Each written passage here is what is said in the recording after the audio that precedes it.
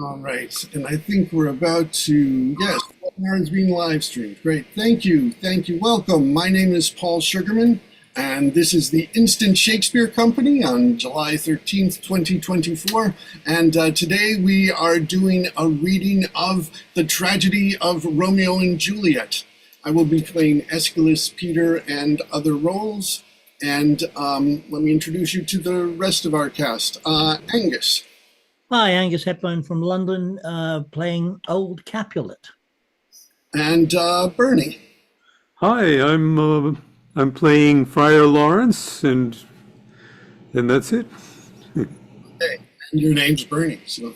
My name is Bernie, by the way. Yeah.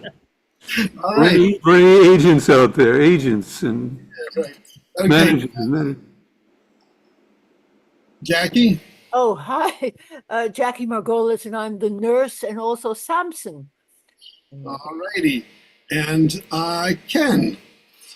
Or wait, you're not there yet. Kitty. Hi, I'm Kitty Chen. I'm reading Capulet's Lady and Balthazar. Okay. And Azalee. Hi, I'm Leslie, and I'm going to be reading Benvolio in County Paris. All right. And Michael. Hi, I'm Michael Sugarman, and I'm in Avignon, France. I'm a Chicagoan, though, and behind me is a picture of Verona. And I'll be reading Mercutio and some other small parts. All right. And Rachel. I'm Rachel. I'm in Brooklyn, and I'm a last-minute replacement for Juliet. All right. And Mark. Hi, I'm Mark Gehring, and thanks, Paul, for inviting me to read Romeo and my wife to read Juliet. And unfortunately, she couldn't do it today. And Paul, a question: do we have Friar John as well? Yes, we do. One of the parts I'm doing. Yes. Okay, great. Well, I'd sent, it should have, I believe, listed all of the cast. Thank you. I can't remember it all.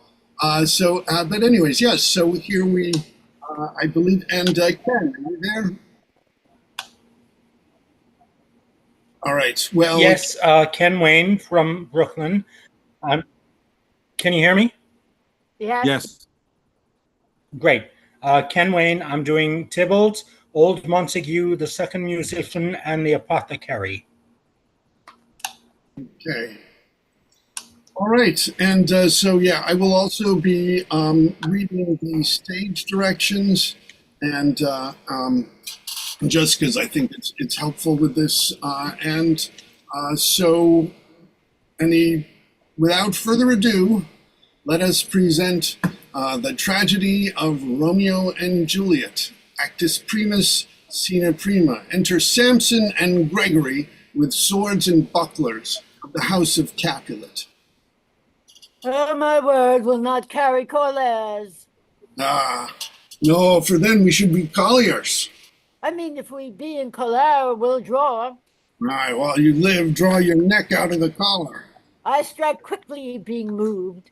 But thou art not quickly moved to strike. A dog of the house of Montague moves me.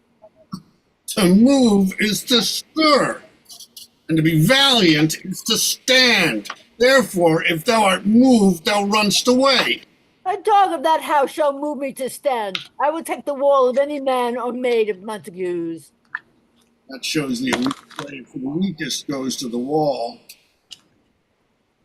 Oh, true, and therefore women, being the weaker vessels, are ever thrust to the wall. Therefore I will push Montague's men from the wall and thrust his maids to the wall. The quarrel is between our masters and us, their men. 'Tis all one. I will show myself a tyrant when I have fought with the men, and I will be civil with the maids and cut off their heads. The heads of the maids. Aye, the heads of the maids are the maiden heads. Take it in what sense thou wilt. They must take it since that feel it. Me they shall feel when I am able to stand. It is known I am a pretty piece of flesh. It is, well, thou art not fish. If thou hadst, thou hadst been poor John. Draw thy tool, here comes of the house of Montagues. Oh, my naked weapon is out. Quarrel, I will back thee. Now, turn thy back and run. Oh, fear me not. Oh, Mary, I fear thee. Let us take the law of our sides. Let them begin. I will frown as I pass and let them take it as they list.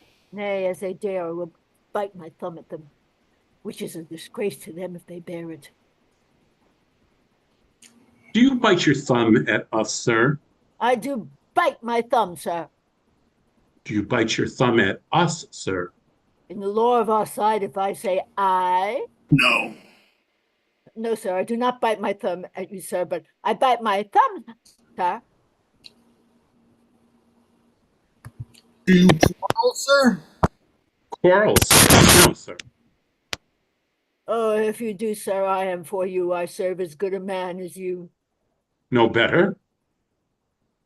Well, sir. Enter Benvolio. Say better, here comes one of my master's kinsmen. Yes, better. You lie. Draw if you be men. Gregory, remember thy washing blow? They fight. Hard fools, put up your swords. You know not what you do. Enter Tybalt. What, art thou drawn among these heartless hinds? Turn thee, Benvolio, look upon thy death.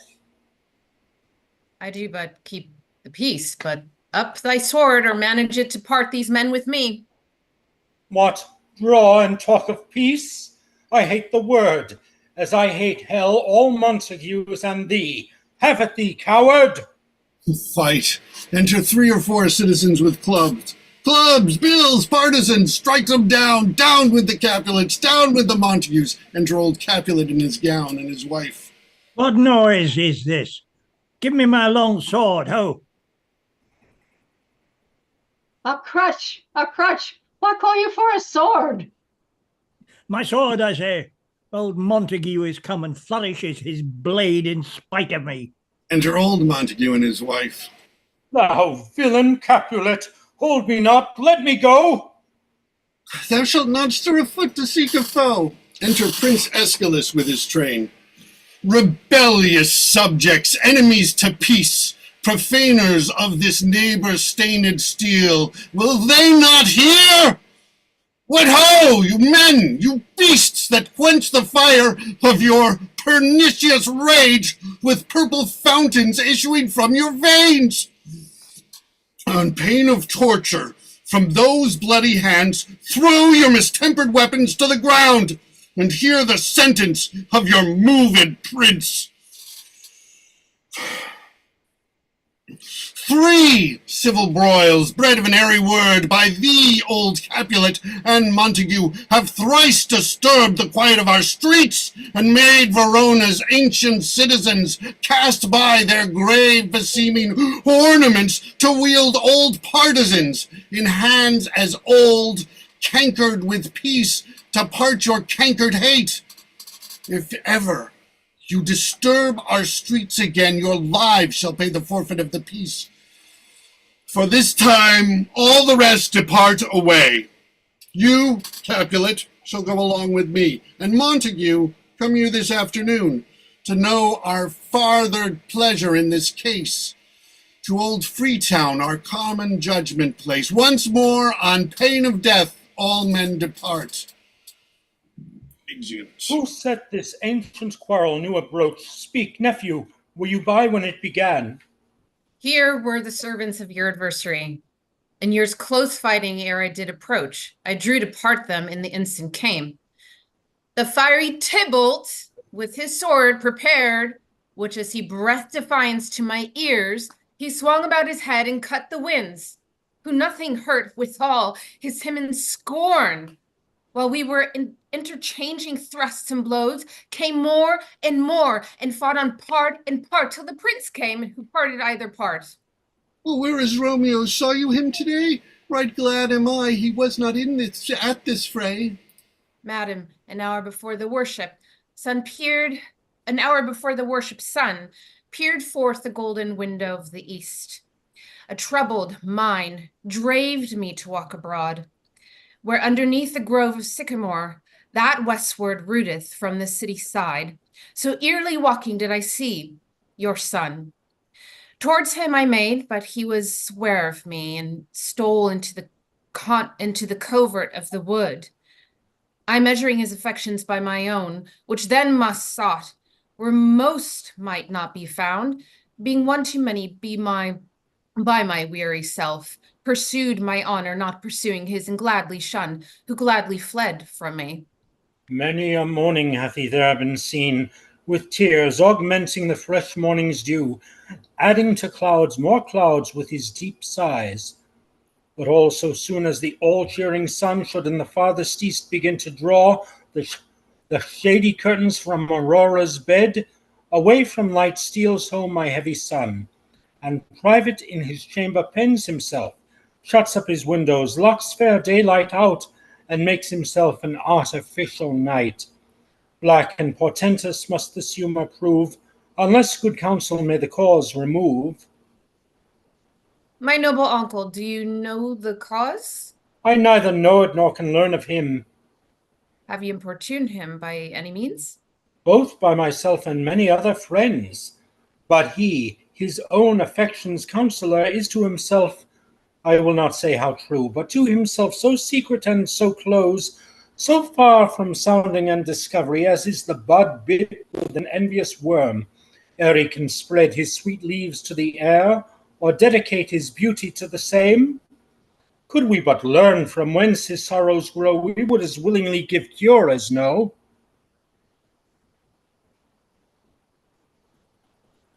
Enter Romeo.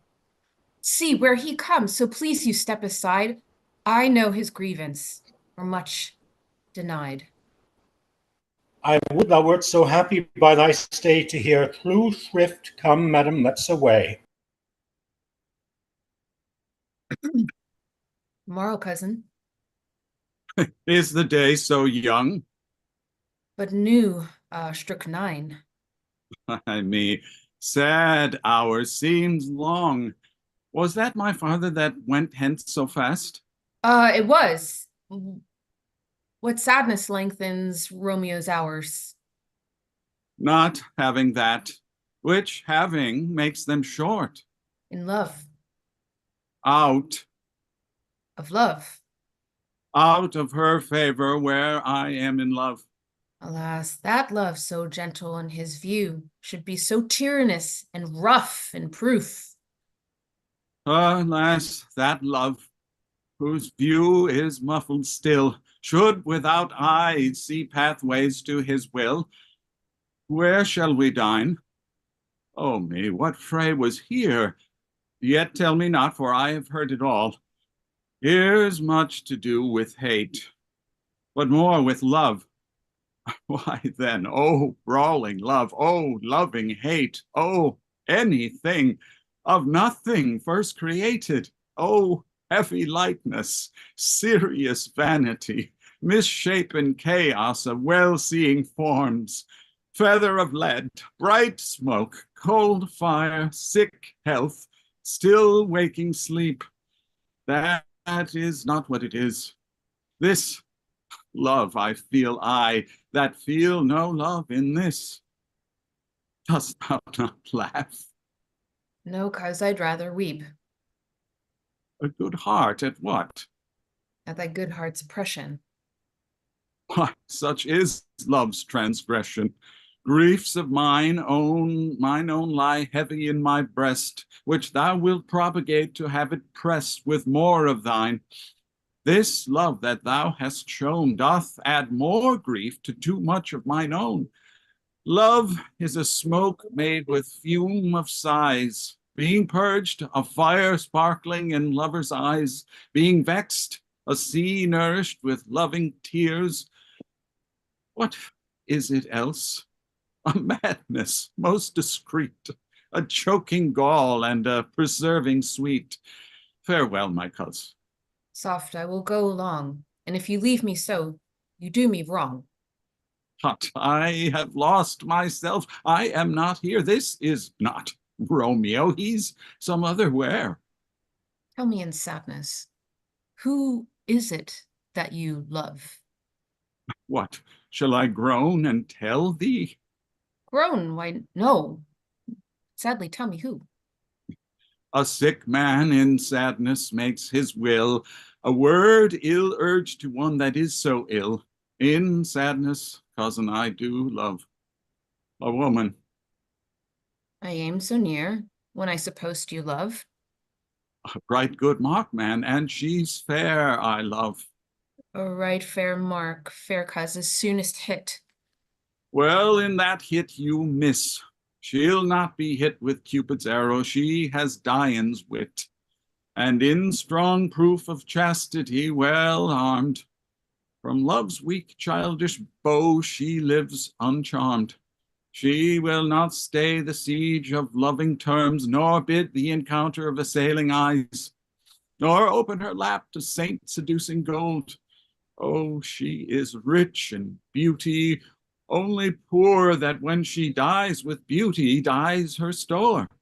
Then she hath sworn that she will still live chaste. She hath, and in that sparing make huge waste. For beauty stirved with her severity cuts beauty off from all posterity. She is too fair, too wise, wisely too fair, to merit bliss by making me despair. She hath forsworn to love, and in that vow do I live dead that live to tell it now. Be ruled of me, be ruled by me. Forget to think of her. Oh, teach me how I should forget to think. By giving liberty unto thine eyes, examine other beauties. 'Tis the way to call hers exquisite in question more. These happy masks that kiss fair ladies' brows, being black, put us in mind they hide the fair. He that is stricken blind cannot forget the precious treasure of his eyesight lost. Show me a mistress that is passing fair. What doth her beauty serve but as a note, where I may read who passed that passing fair? Farewell, thou canst not teach me to forget. I'll pay that doctrine, or else die in debt. Exeunt enter Capulet, County Paris, and the clown. Montague is bound as well as I in penalty alike, and 'tis not hard, I think, for men so old as we to keep the peace. Of honorable reckoning are you both, and pity 'tis you lived at odds so long. But now, my lord, what say you to my suit? But saying all what I have said before, that my child is yet a stranger to the world. She hath not seen the change of 14 years. Let 2 more summers wither in her pride, ere we may think her ripe to be a bride. Younger than she are happy mother's maid. And too soon marred are those so early made.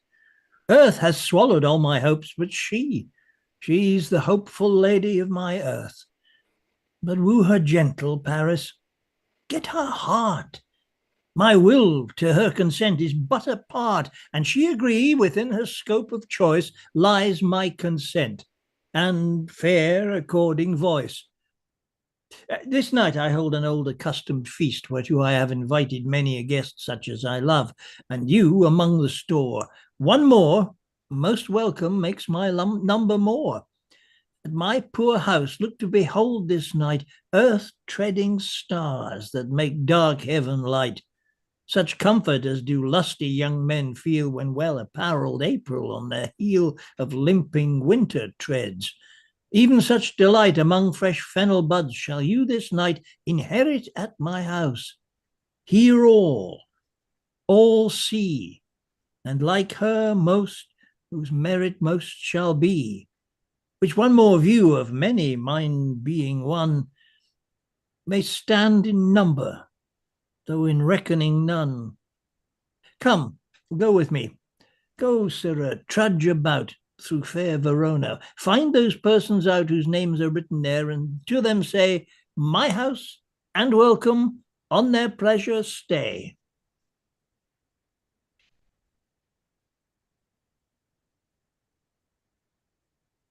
Find them out whose names are written here.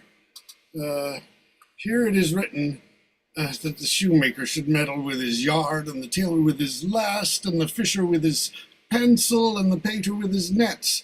But I am sent to find those persons whose names are writ, and can never find what names are writ the writing person here hath writ. I must to the learned. Ah, in good time, enter Benvolio and Romeo. Cut, man, when fire burns out, another's burning. One pain is lessened by another's anguish. Turn giddy and behold by backward turning. One desperate grief cures with another's languish. Take thou some new infection to the eye, and the rank poison of the old will die. Your plantain leaf is excellent for that. For what, I pray thee? For your broken shin. Why, Romeo, art thou mad? Not mad, but bound more than a madman is, shut up in prison, kept without my food, whipped and tormented, and good fellow. God gee good den, I pray you, sir, can you read? I, mine own fortune in my misery. Ah, perhaps you have learned it without book, but I pray you, can you read anything you see?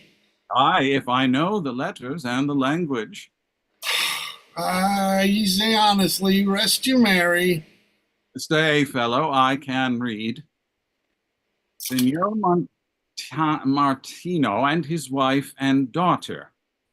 County Anselm and his beauteous sisters, the lady widow of Altruvio, Signor Placentio and his lovely nieces, Mercutio and his brother Valentine, mine uncle Capulet, his wife and daughters, my fair niece Rosalind, Livia, Signor Valentino and his cousin Tybalt, Lucio and the lively Helena, a fair assembly. Whither should they come? Up. Whither? To supper? To our house. Whose house? Oh, my master's. Indeed, I should have asked you that before. Now I'll tell you without asking. My master is that great rich Capulet. And if you be not of the house of Montagues, I pray you come and crush a cup of wine. Rest you merry. At this same ancient feast of Capulet sups the fair Rosalind, whom thou so loves, with all the admired beauties of Verona. Go thither, and with untainted eye, compare her face and some that I shall show, and I will make thee think thy swan a crow. When the devout religion of mine eye maintains such falsehood, then turns tears to fire, and those who often drowned could never die. Transparent heretics be burnt for liars. One fairer than my love, the all-seeing sun ne'er saw her match, since first the world began. But you saw her fair, none else being by, herself poised with herself in either eye.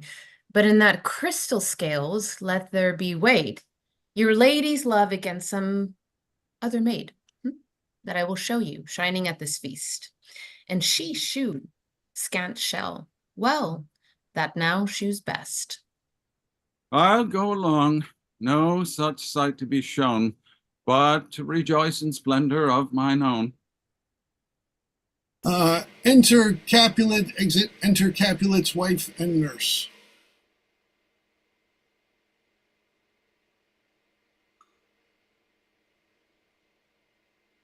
Nurse, where's my daughter? Call her forth to me. Oh, no, by my maidenhead, at 12-year-old I bade her come. What lamb, what ladybird? Oh, God forbid. Where's this girlie? What, Juliet? Enter Juliet. How now? Who calls? Your mother. Madam, I am here. What is your will? This is the matter. Nurse, give me leave a while. We must talk in secret. Nurse, come back again. I have remembered me. Thou'st hear our counsel. Thou knowest my daughter's of a pretty age. Oh, faith, I can tell her age unto an hour. She's not 14. I lay 14 of my teeth, and yet to my teeth be it spoken I had before. She's not 14. How long is it now till Lammas tide? A fortnight and odd days. Oh, even her odd of all dates in the year come, Lammas eve at night, shall she be 14. Susan and she, God rest all Christian souls, were of an age. Well, Susan is with God. She was too good for me. But as I said, on Lammas Eve at night shall she be 14. That shall she marry. I remember well. 'Tis since the earthquake now 11 years, and she was weaned upon the day. I never should forget it, of all the days of the year upon that day. For I had then laid wormwood to my dog sitting in the sun under the dove house. My lord knew were then at Mantua. Nay, I do bear a brain. But as I said, when it did taste the wormwood on the nipple of my dog, and felt a bit of pretty food to see it touch it, I fall out with the dog. She quoth the dove house, 'twas no need, I trow, to bid me charge. And since that time, it is 11 years. But when she could stand alone, nay, by the road, she could have run and waddled all about. Oh dear. But even the day before she broke her brow, then my husband, God be with his soul, he was a merry man, took up the child. Yea, quoth he, dost thou fall upon thy face? No, thou wilt fall backwards when thou hast more wit, wilt thou not, Jewel? And by my holly jam, the pretty wretch left crying, said I, to see how a jest shall come about. I warrant, and I shall live 1,000 years. I never should forget it. Wilt thou not, Jewel? Quoth he, and pretty fool, and stinted, said I. Enough of this, I pray thee hold thy peace. Oh, yes, madam, yet I cannot choose but laugh, to think it should leave crying, and say I, and yet I warrant it had upon its brow a bump as big as a young cockerel stone, a perilous knock, and it cried bitterly. Yea, quoth my husband, fall upon thy face, thou wilt fall backwards when thou comest to age. Wilt thou not, Jewel? It stinted, said I. And stint thou too, I pray thee, nurse, say I. Oh, peace I have done. Oh, God mark thee too, his grace, thou wast the prettiest babe that e'er I nursed, and I might live to see thee married once. I have my wish. Marry, that marry is the very theme I came to talk of. Tell me, daughter Juliet, how stands your disposition to be married? It is an hour that I dream not of. An hour when not I thine only nurse, I would say thou hadst sucked wisdom from thy tit. Well, think of marriage now. Younger than you hear in Verona, ladies of esteem are made already mothers. By my count, I was your mother, much upon these years that you are now a maid. Thus, then in brief, a valiant Paris seeks you for his love. A man, young lady, lady, such a man as all the world. Why, he's a man of wax. Verona's summer hath not such a flower. Nay, he's a flower, in faith, a very flower. What say you? Can you love the gentleman? This night you shall behold him at our feast. Read o'er the volume of young Paris' face and find delight, writ there with beauty's pen. Examine every several lineament, and see how one another lends content, and what obscured in this fair volume lies, find written in the margent of his eyes. The precious book of love, this unbound lover, to beautify him, one lacks a cover. The fish lives in the sea, and 'tis much pride for fair without, the fair within to hide. That book in many's eyes doth share the glory that in gold clasps, locks in the golden story. So shall you share all that he possessed, by having him, making yourself no less. No less, nay, bigger women grow by men. Speak briefly, can you like of Paris love? I'll look to like, if looking liking move, but no more deep will I endart mine eye than your consent gives me strength to make fly. Enter serving men.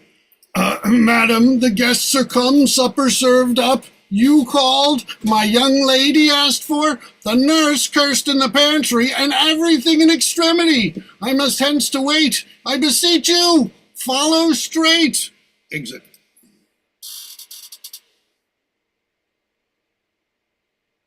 That's you, Kitty. Mo, mother, we follow you, Juliet. The county stays. Go, girlie, seek happy nights to happy days. Exeunt. Enter Romeo, Mercutio, Benvolio, with 5 or 6 other maskers, torchbearers. What? Shall this speech be spoke for our excuse, or shall we on without apology? The date is out of such prolixity. We'll have no Cupid. Hoodwinked with a scarf, bearing a Tartar's painted bow of lath, scarring the ladies like a crow keeper, and let them measure us by what they will. We'll measure them with a measure, and be gone. Give me a torch. I am not for this ambling. Being but heavy, I will bear the light. Nay, gentle Romeo, we must have you dance. Not I, believe me. You have dancing shoes with nimble soles. I have a soul of lead. So stakes me to the ground, I cannot move. You are a lover. Borrow Cupid's wings and soar with them above a common bound. I am too sore and pierced with his shaft to soar with his light feathers and to bound. I cannot bound a pitch above dull woe. Under love's heavy burden do I sink. And to sink in it should you burthen love, too great oppression for a tender thing. Is love a tender thing? It is too rough, too rude, too boisterous, and it pricks like a thorn. If love be rough with you, be rough with love. Prick love for pricking, and you beat love down. Give me a case to put my visage in. A visor for a visor. What care I? What curious eye doth quote deformities? Here are the beetle brows shall blush for me. Come, knock and enter, and no sooner in, but every man betake him to his legs. Torch for me. Let wantons light of heart tickle the senseless rushes with their heels. For I am proverbed with their grandier phrase. I'll be a candle holder and a look on. The game was near so fair, and I am done. Tut duns the mouse, the constable. Oh, sorry. That's Tut okay. duns the mouse. Sorry. The constable's one word. If thou art done, we'll draw thee from the mire. Or save your reverence, love, wherein thou stickest up to the ears. Come we burn, daylight ho. Nay, that's not so. I mean, sir, I delay. We waste our lights in vain. Lights by day. Take our good meaning for our judgment sits 5 times in that. Ere once in our fine wits. And we mean well in going to this mask, but 'tis no wit to go. Why, may one ask? I dreamt a dream tonight. Oh, and so did I. Well, what was yours? That dreamers often lie. In bed asleep while they do dream things true. Oh, then I see Queen Mabhoff beam with you. She is the fairy's midwife, and she comes in shape no bigger than agate stone, on the forefinger of an alderman, drawn with a team of little atomies over men's noses as they lie asleep. Her wagon spokes made of long spider's legs that cover the wings of grasshoppers, her traces of the smallest spider's web, her colliers of the moonshine's watery beams, her whip of cricket's bone, the lash of Philomene, her wagoner, a small gray-coated gnat, not half so big as a round little worm, pricked from the laser finger of a man. Her chariot is an empty hazelnut, made by the joiner squirrel or old grub, time out of mind, the fairies' coachmakers, and in this state she gallops night by night through lovers' brains, and then they dream of love. On courtiers' knees, that dream on Percy's straight, or lawyers' fingers, who straight dreamt on fees, one lady's lips, who straight on kisses dream, which off the angry mad with blisters plagues, because their breaths with sweetmeats tainted are. Sometimes she gallops o'er a courtier's nose, and then dreams he of smelling out a stute, and sometimes comes she with bag's tail, tickling a parson's nose as a lies asleep. Then he dreams of another benefice. Sometimes she driveth o'er a soldier's neck, and then dreams he of cutting four-ring throats, of breeches, ambuscados, Spanish blades, of health's 5 fathom deep. And then anon drums in his ears, at which he starts and wakes, and being thus frightened, swears a prayer or two and sleeps again. This is that very man that plaits the manes of horses in the night, and bakes the elk-locks and foul sluttish hairs, which once untangled, much misfortune bodes. This is the hag, when maids lie on their backs, that presses them and learns them first to bear, making them women of good carriage. This is she. Peace, peace, Mercutio, peace, thou talkest of nothing. True, I talk of dreams, which are the children of an idle brain, begot of nothing but vain fantasy, which is as thin of substance as the ire, and more inconstant than the wind, who woos even now the frozen bosom of the north, and being angered, puffs away from thence, turning his side to the dew dropping south. This wind you talk of blows us from ourselves. Supper is done, and we shall come too late.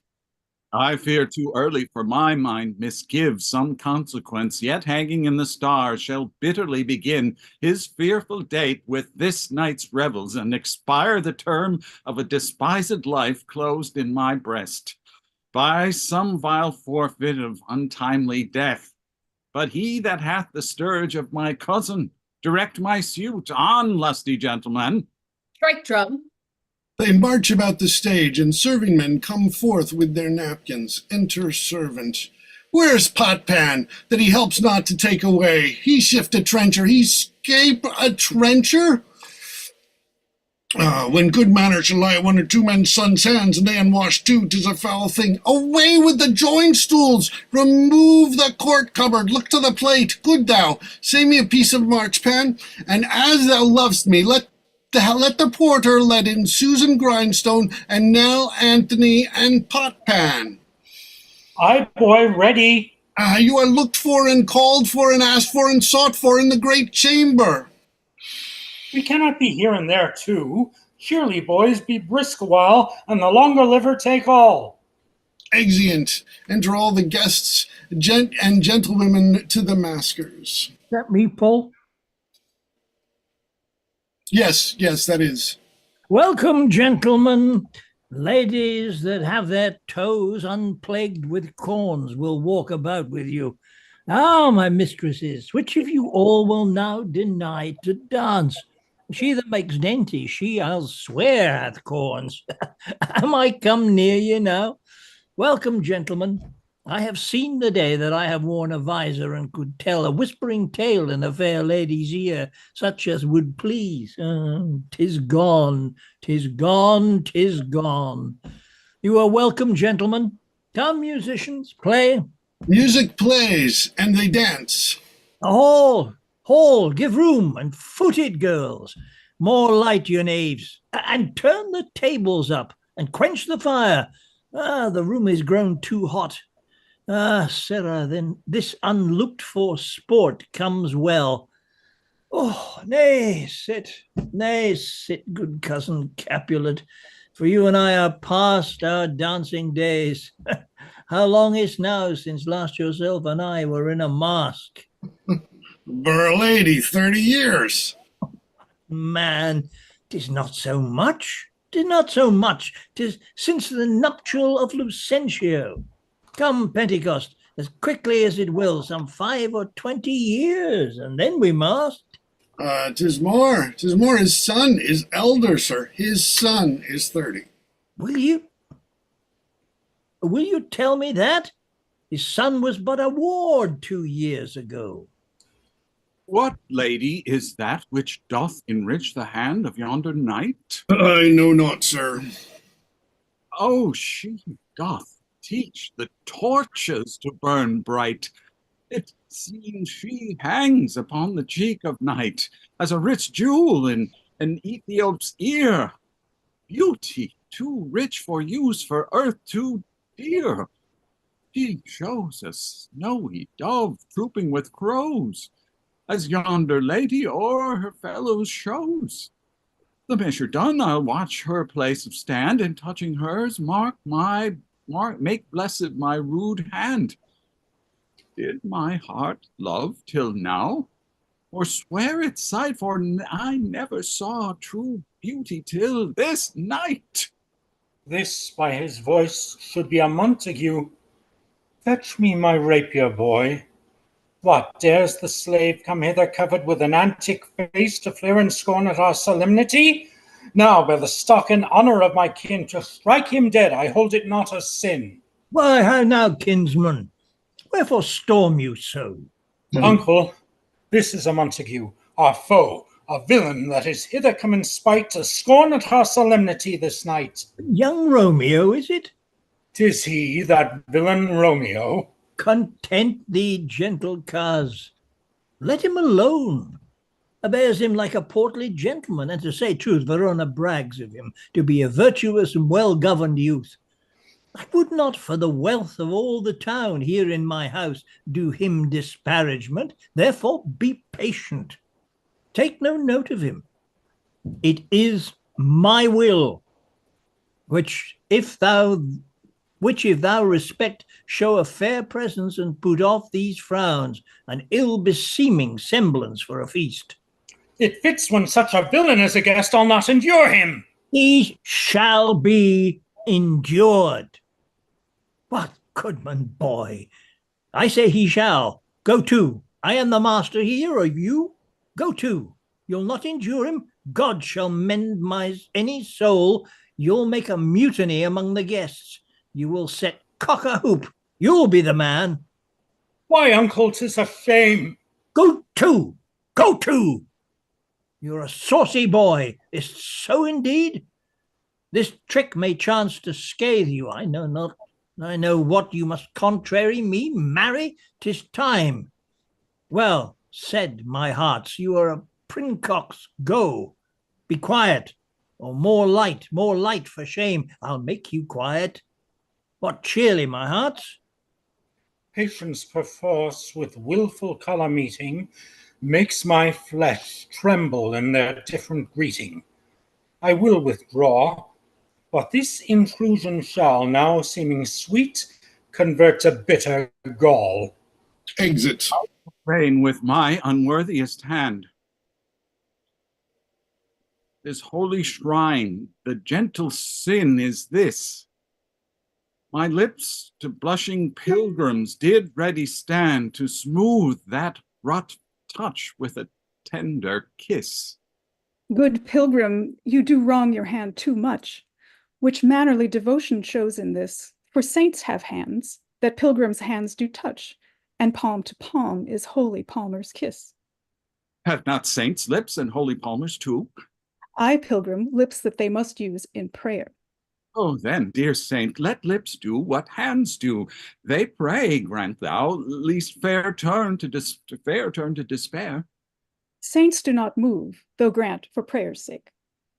Then move not, while my prayers' effect I take. Thus from my lips, by thine my sin is purged. Then have my lips the sin that they have took. Sin from my lips? Oh, trespass sweetly urged.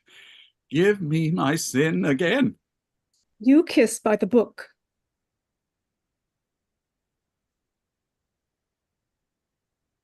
Enter nurse.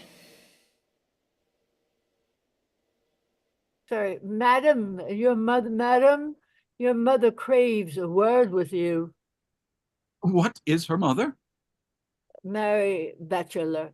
Her mother is the lady of the house, and a good lady, and a wise and virtuous. I nursed her daughter that you talk withal.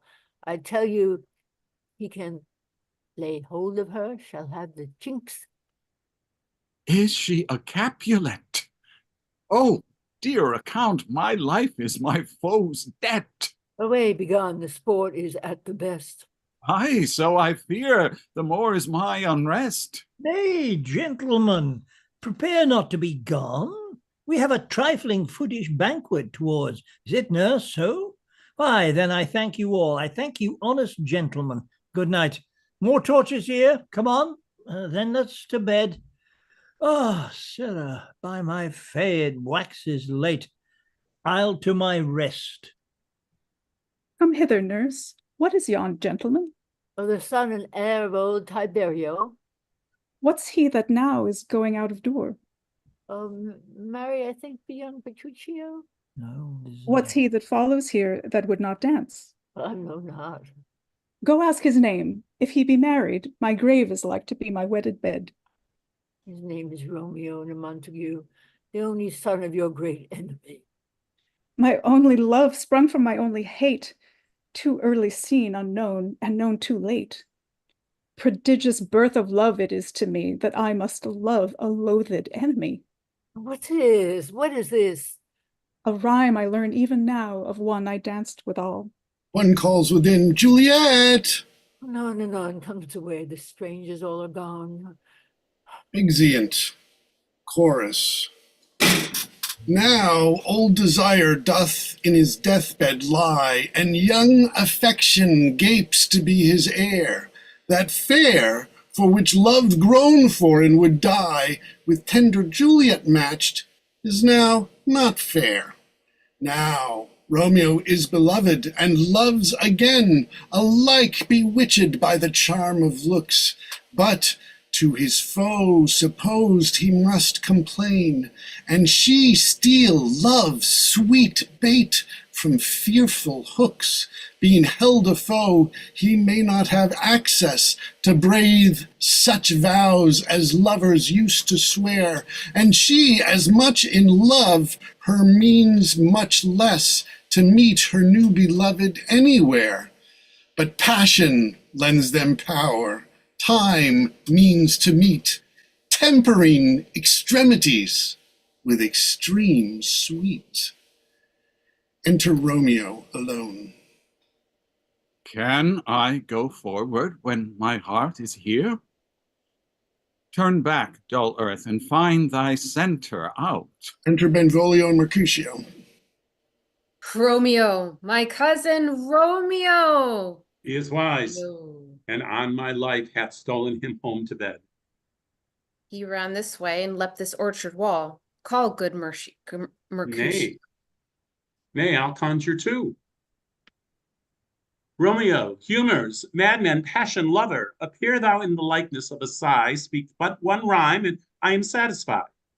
Cry me but at me, Provant, but love and day, speak to my gossip Venus.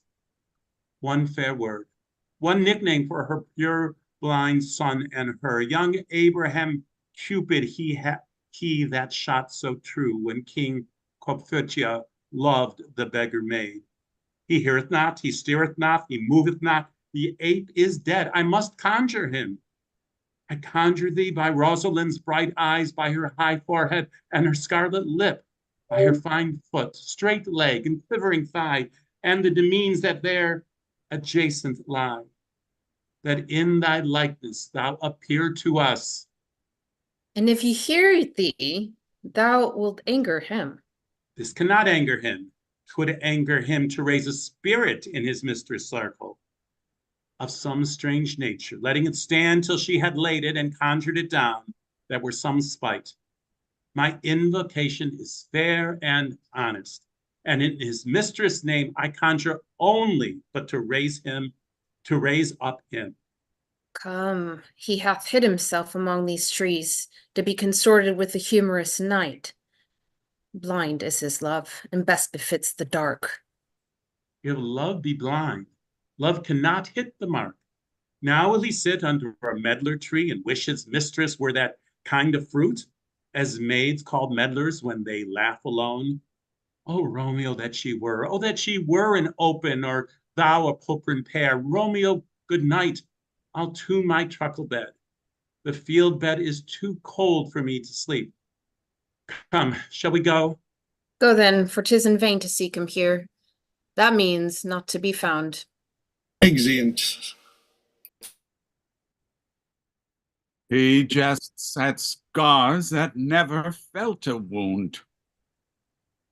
But soft, what light through yonder window breaks? Is it the east? And Juliet is the sun? Arise, fair sun, and kill the envious moon, who is already sick and pale with grief that thou, her maid, art far more fair than she. Be not her maid, since she is envious. Her vestal livery is but sick and green, and none but fools do wear it. Cast it off. It is my lady. Oh, it is my love. Oh, that she knew she were. She speaks, yet she says nothing. What of that? Her eye discourses, I will answer it. I am too bold, 'tis not to me she speaks. Two of the fairest stars in all the heaven, having some business, do entreat her eyes to twinkle in their spheres till they return. What if her eyes were there? They in her head, the brightness of her cheek would shame those stars, as daylight doth a lamp. Her eye in heaven would through the airy region stream so bright that birds would sing and think it were not night. See how she leans her cheek upon her hand. Oh, that I were a glove upon that hand, that I might touch that cheek. Ay me. She speaks. Oh, speak again, bright angel, for thou art as glorious to this night being o'er my head, as is a winged messenger of heaven unto the white upturned wondering eyes of mortals that fall back to gaze on him when he bestrides the lazy puffing clouds and sails upon the bosom of the air. O Romeo, Romeo, wherefore art thou, Romeo? Deny thy father and refuse thy name, or, if thou wilt not, be but sworn to my love, and I'll no longer be a Capulet. Shall I hear more, or shall I speak at this? 'Tis but thy name that is my enemy. Thou art thyself, though not a Montague. What's Montague? It is nor hand, nor foot, nor arm, nor face. Oh, be some other name belonging to a man. What, in a name's that which we call a rose, by any other word would smell as sweet. So Romeo would, were he not Romeo called. Retain that dear perfection which he owes. Without that title Romeo, doff thy name, and for thy name, which is no part of thee, take all myself. I take thee at thy word. Call me but love, and I'll be new baptized. Henceforth I never will be Romeo. What man art thou that thus bescreened in night so stumblest on my counsel? By a name, I know not how to tell thee who I am.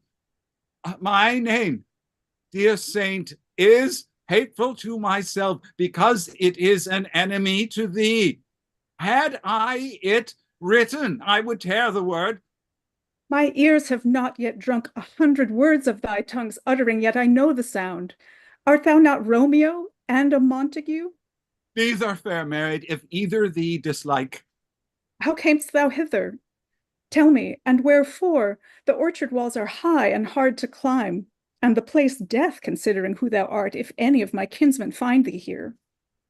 With love's light wings did I o'erperch these walls, for stony limits cannot hold love out, and what love can do that dares love attempt?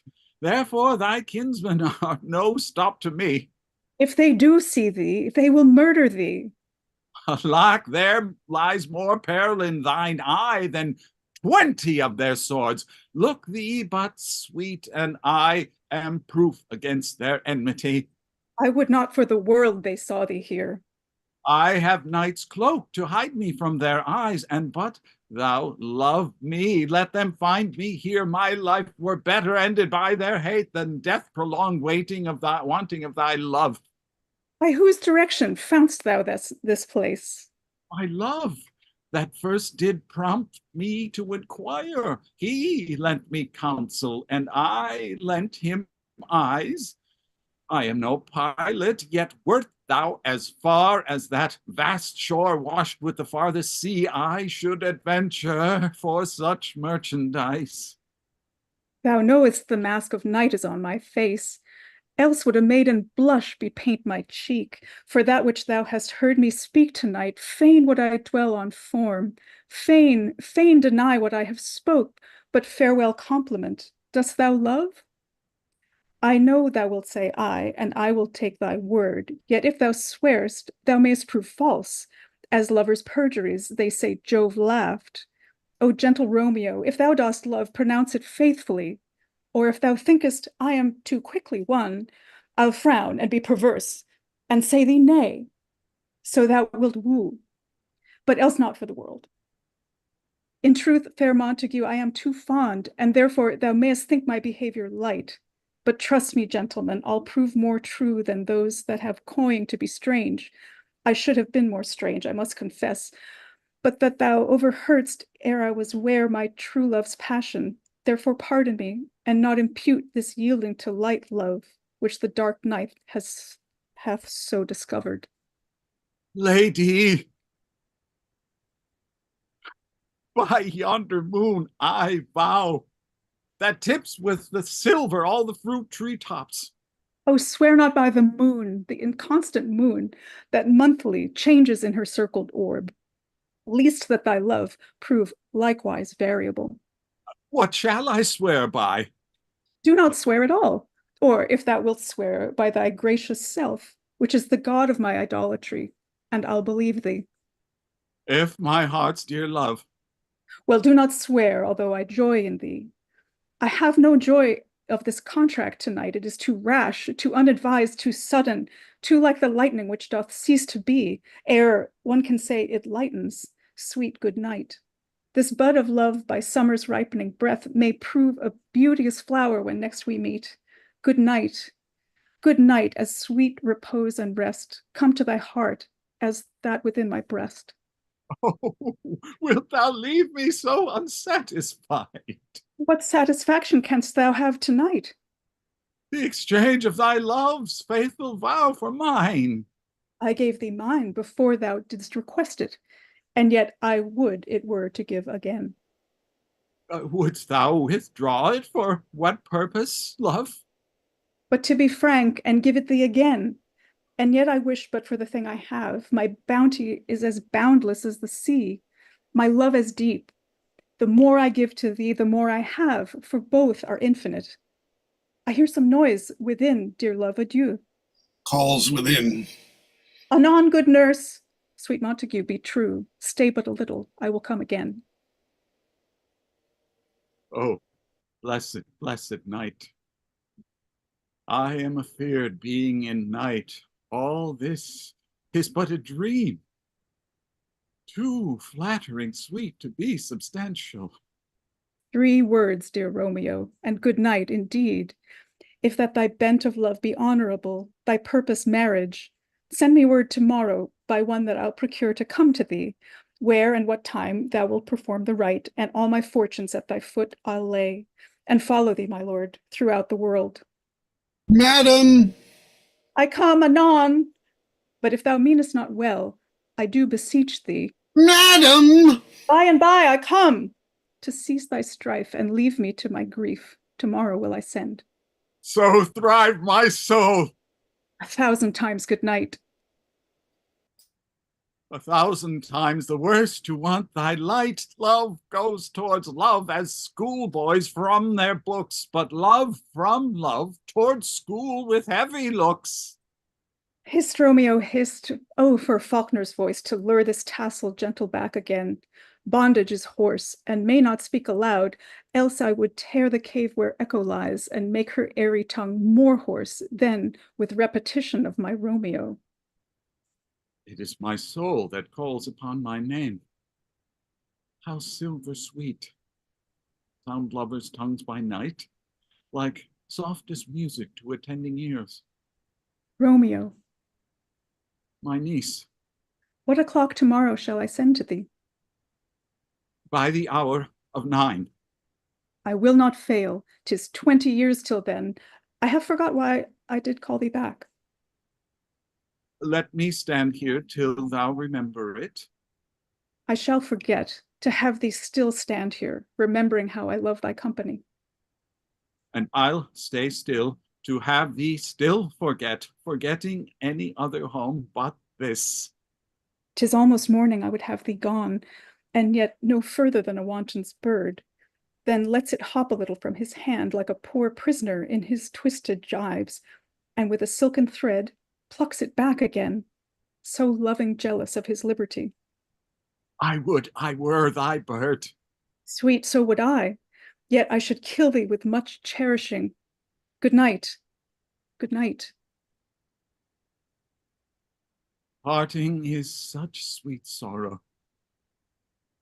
that I shall say good night till it be morrow. Sleep dwell upon thine eyes, peace in thy breast. Would I were sleep, and peace so sweet to rest. The gray-eyed morn smiles on the frowning night, checkering the eastern clouds with streaks of light, and darkness feckled like a drunkard reels from forth day's pathway made by Titan's wheels. Hence will I to my ghostly friar's close cell his help to crave, and my dear to tell. Exit. Enter Friar alone with his basket. The grey-eyed morn smiles on the frowning night, checkering the eastern clouds with streaks of light, and fleckled darkness like a drunkard reels from forth day's path and Titan's burning wheels.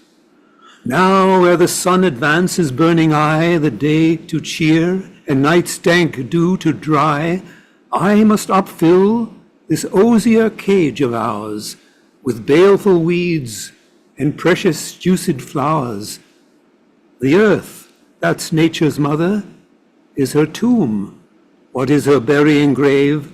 That is her womb. And from her womb, children of diverse kind, we sucking on her natural bosom find.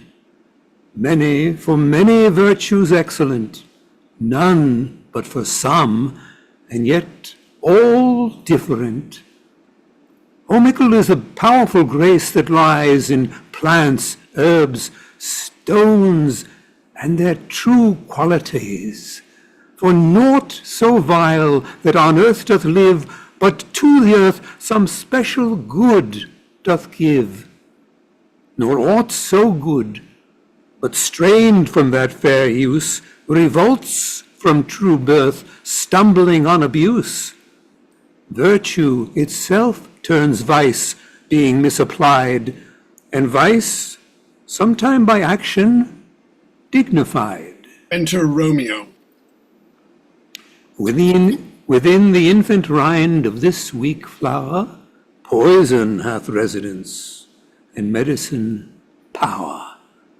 For this, being smelt, with that part cheers each part, being tasted, slays all senses with the heart. Two such opposed kings encamp them still in man as well as herbs, grace and rude will. And where the worser is predominant, full soon the canker death eats up that plant. Good morrow, Father. Benedicte, what early tongue so sweet saluteth me? Young son, it argues a distempered head so soon to bid good morrow to thy bed. Care keeps his watch in every old man's eye, and where care lodges, sleep will never lie. But where unbruised youth with unstuffed brain doth couch his limbs, there golden sleep doth reign. Therefore thy earliness doth me assure thou art uproused with some distemperature. Or if not so, then here I hit it right. Our Romeo hath not been in bed tonight. That last is true. The sweeter rest was mine. God pardon sin. Wast thou with Rosalind? With Rosalind, my ghostly father, no. I have forgot that name, and that name's woe. That's my good son. But where hast thou been then? I'll tell thee ere thou ask it me again. I have been feasting with mine enemy, where on a sudden one hath wounded me. That's by me wounded. Both our remedies within thy help and holy physics lies. I bear no hatred, blessed man, for lo, my intercession likewise steads my foe. Be plain, good son, rest homely in thy drift. Riddling confession finds but riddling shrift.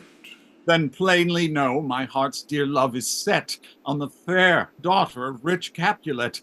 As mine on hers, so hers is set on mine, and all combine, save what thou must combine by holy marriage. When and where and how we met, we wooed, and made exchange of vow, I'll tell thee as we pass. But this I pray, that thou consent to marry us today. Holy Saint Francis, what a change is here! Is Rosalind that thou didst love so dear so soon forsaken? Young men's love then lies not truly in their hearts, but in their eyes. Jesu Maria, what a deal of brine hath washed thy sallow cheeks for Rosaline! How much salt water hath thrown away in waste to season love that of it doth not taste? The sun not yet thy sighs from heaven clears, thy old groans yet ringing in thy ancient ears. Lo, here upon thy cheek the stain doth sit of an old tear that is not washed off yet. If e'er thou wast thyself, and these woes thine, thou and these woes were all for Rosaline. And art thou changed?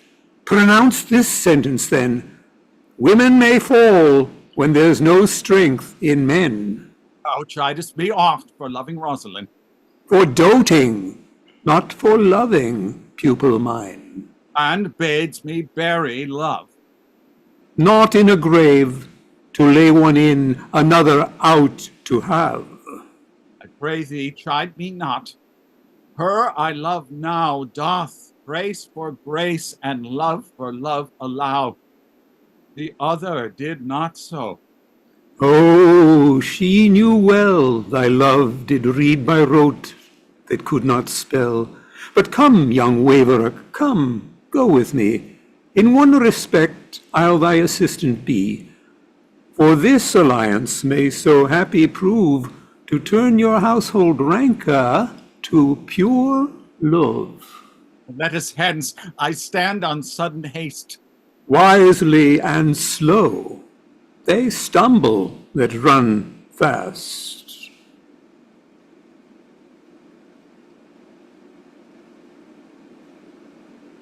Where the devil should this Romeo be? Come he not home tonight? Not his father's I spoke with his man. Why, that same pale, hard-hearted wench, that Rosaline torments him so that he will sure run mad. Tybalt the kinsman to old Capulet hath sent a letter to his father's house. A challenge on my life. Romeo will answer it. Any man that can write may answer a letter. Nay, he will answer the letter's master, how he dares, being dared. Alas, poor Romeo, he is already dead, stabbed with a white wench's black eye, run through the ear with a love song, the very pine of his heart, cleft with the blind boy's butt shaft. And is he a man to encounter Tybalt? Why, what is Tybalt? More than Prince of Cats. Oh, he's the courageous captain of compliments. He fights as you sing, prick song, keeps time, distance, and proportion. He rests his minim 1, 2, and the third in your bosom. The very butcher of a silk button, a duelist, a gentleman of the very first house, of the first and second cause. Ah, the immortal passado, the punto reverso, the hay. The what? The pox of such antique lisping affecting fantasies, these new tuners of ancient. Jesu, a very good blade, a very tall man, a very good whore. Why is not this a lamentable thing, Grandshire, that we should be thus afflicted with these strange flies, these fashion mongers, these pardon me's, who stand so much on the new form that they cannot sit at ease on the old bench? Oh, their bones, their bones. Enter Romeo. Here comes Romeo. He comes, Romeo. Without his roe, like a dried herring. Oh, flesh, flesh, how art thou fishified? Now is he for the numbers that Petrarch flowed in? Laura to his lady was a kitchen wench. Mary, she had a better love to berhyme her. Dido a dowdy, Cleopatra a gypsy, Helen and Hero, hiddlings and harlots. Thisbe a gray eye or so, but not to the purpose, Signor Romeo. Bonjour. There's a French salutation to your French slop. You gave us the counterfeit fairly last night. Good morrow to you both. What counterfeit did I give you? The slip, sir, the slip. Can you not conceive? Pardon, Mercutio, my business was great, and in such a case as mine, a man may strain courtesy.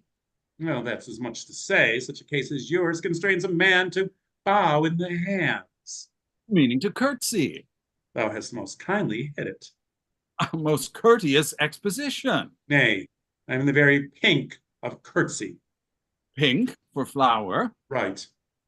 Why then is my pump well flowered? Sure wit. Follow me this jest. Now till thou hast worn out thy pump, that when the single soul of it is worn, the jest may remain after the wearing sole singular. Oh, single-souled jests solely singular for the singleness. Come between us, O good Benvolio, my wits faints. Swits and spurs, or I'll cry a match.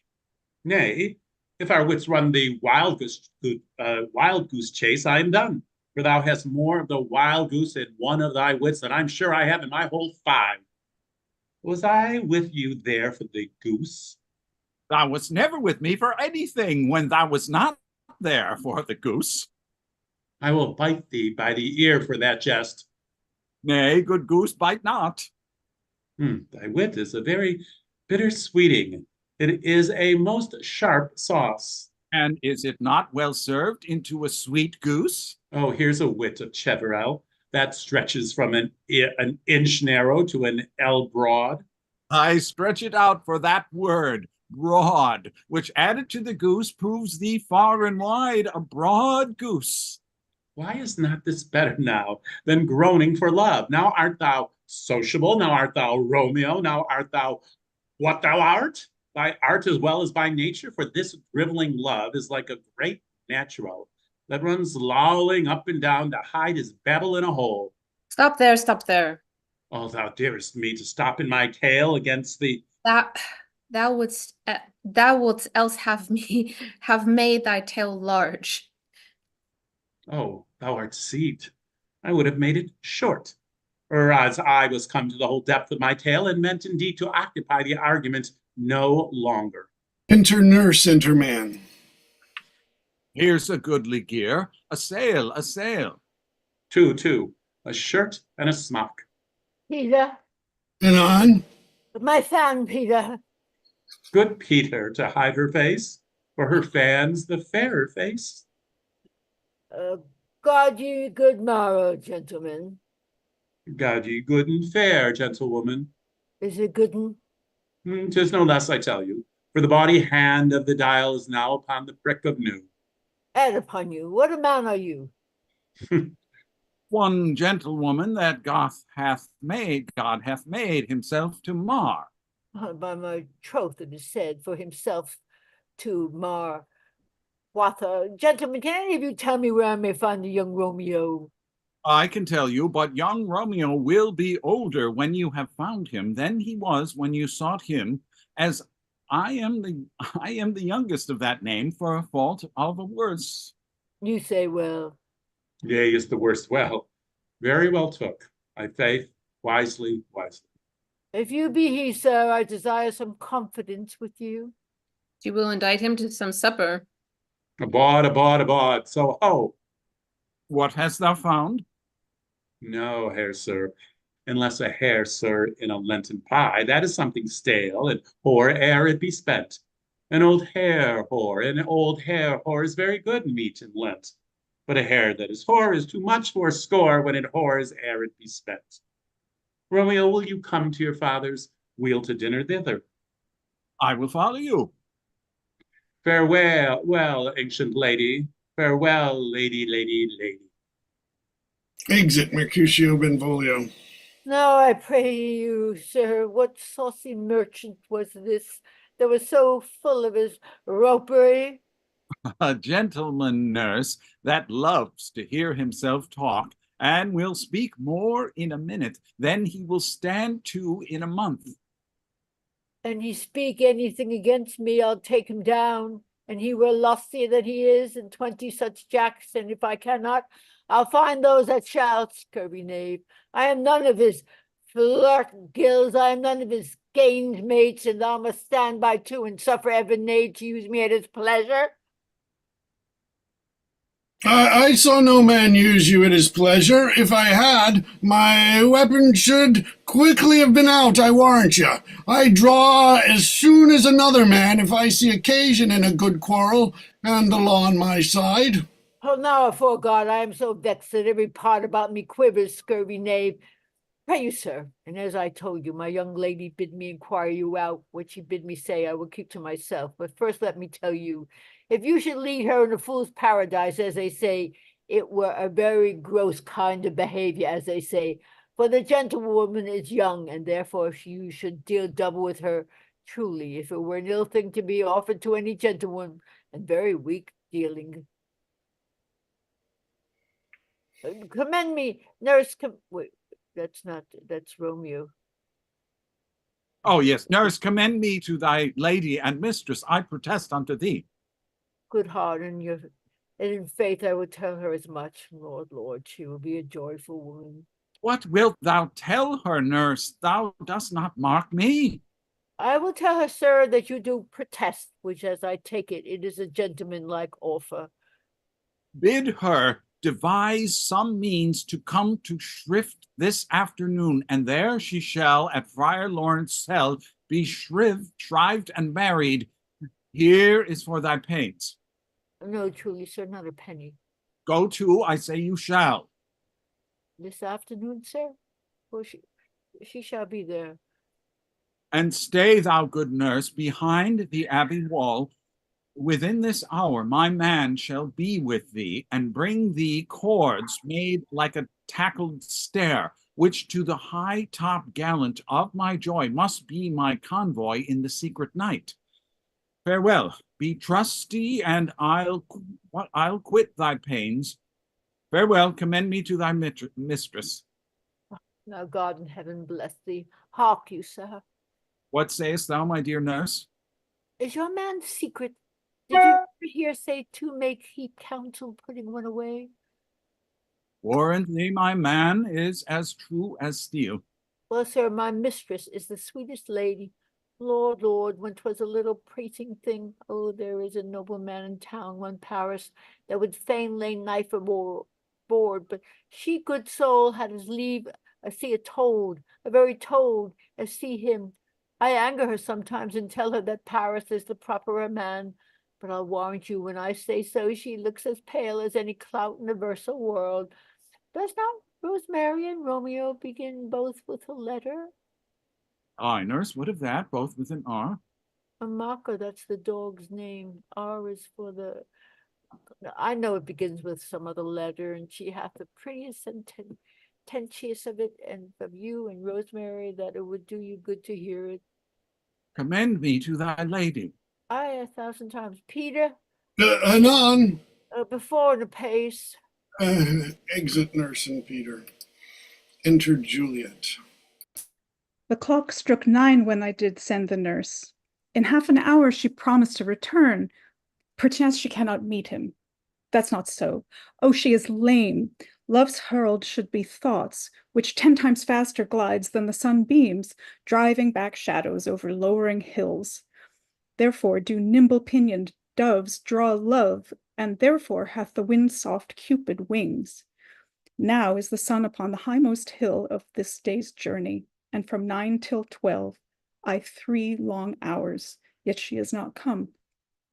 Had she affections and warm youthful blood, she would be as swift in motion as a ball. My words would bandy her to my sweet love, and his to me. But old folks many feign as they were dead, unwieldy, slow, heavy, and pale as lead. Enter nurse. Oh God, she comes. Oh honey nurse, what news? Hast thou met with him? Send thy man away. Peter, stay at the gate. Now, good sweet nurse. Oh Lord, why lookest thou sad? Though news be sad, yet tell them merrily. If good, thou shamest the music of sweet news by playing it to me with so sour a face. I am aweary, give me leave a while. Oh, if I have my bones ache, what a jaunt have I had. I wouldst thou hadst my bones, and I thy news. Nay, come, I pray thee, speak. Good, good nurse, speak. Jesus, what has, can you not stay a while? Do you not see I'm out of breath? How art thou out of breath when thou hast breath to say to me that thou art out of breath? The excuse that thou dost make in this delay is longer than the tale thou dost excuse. Is thy news good or bad? Answer to that. Say either, and I'll stay the circumstance. Let me be satisfied. Is it good or bad? We have made a simple choice, not how to choose a man. Romeo, no, not he, though his face is better than any man's, yet his legs excels all men's, and for a hand and a foot and a body, though they may not be talked on, yet they are past compare. He's not the flower of courtesy, but I'll warrant him as gentle and lamb. Oh, go thy ways, wretch, serve God. What have you dined at home? No, no, but all this did I know before. What says he of our marriage? What of that? Oh, no, my head aches. What a head have I? It beats as it would fall in 20 pieces. My back on the other side. Oh, my back, my back. Beshrew your heart for sending me about to catch my death with jaunting up and down. In faith, I am sorry that thou art so well. Sweet, sweet, sweet nurse, tell me what says my love. Your love says like an honest gentleman, and a courteous, and a kind, and a handsome, and I warrant you a virtue. Where is your mother? Where's my mother? Why, she is within. Where should she be? How oddly thou repliest. Your love says like an honest gentleman. Where is your mother? Oh, God, lady dear, are you so hot? Oh, Mary, come on, no, I trow. Is this the poultice for my aching bones? Henceforward, do your messages yourself. Here's such a coil. Come, what says Romeo? Have you got leave to go to Shrift today? I have. Then hie you hence to Friar Lawrence's cell. There stays a husband to make you a wife. Oh, now comes the wanton blood up in your cheeks. They'll be in scarlet straight at any news. Hie you to church, I must another way to fetch a ladder, by the which your love must climb a bird's nest soon when it is dark. I am the drudge and toil in your delight, but you shall bear the burden soon at night. Go out to dinner. Hie you to the cell. Hie to high fortune, honest nurse. Farewell.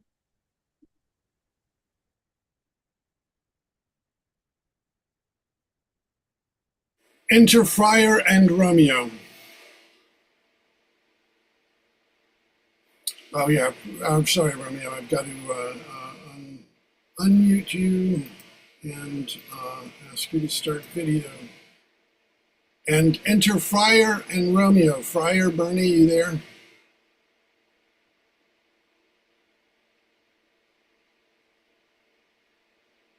Friar? So smiles the heaven upon this holy act that after hours with sorrow chide us not.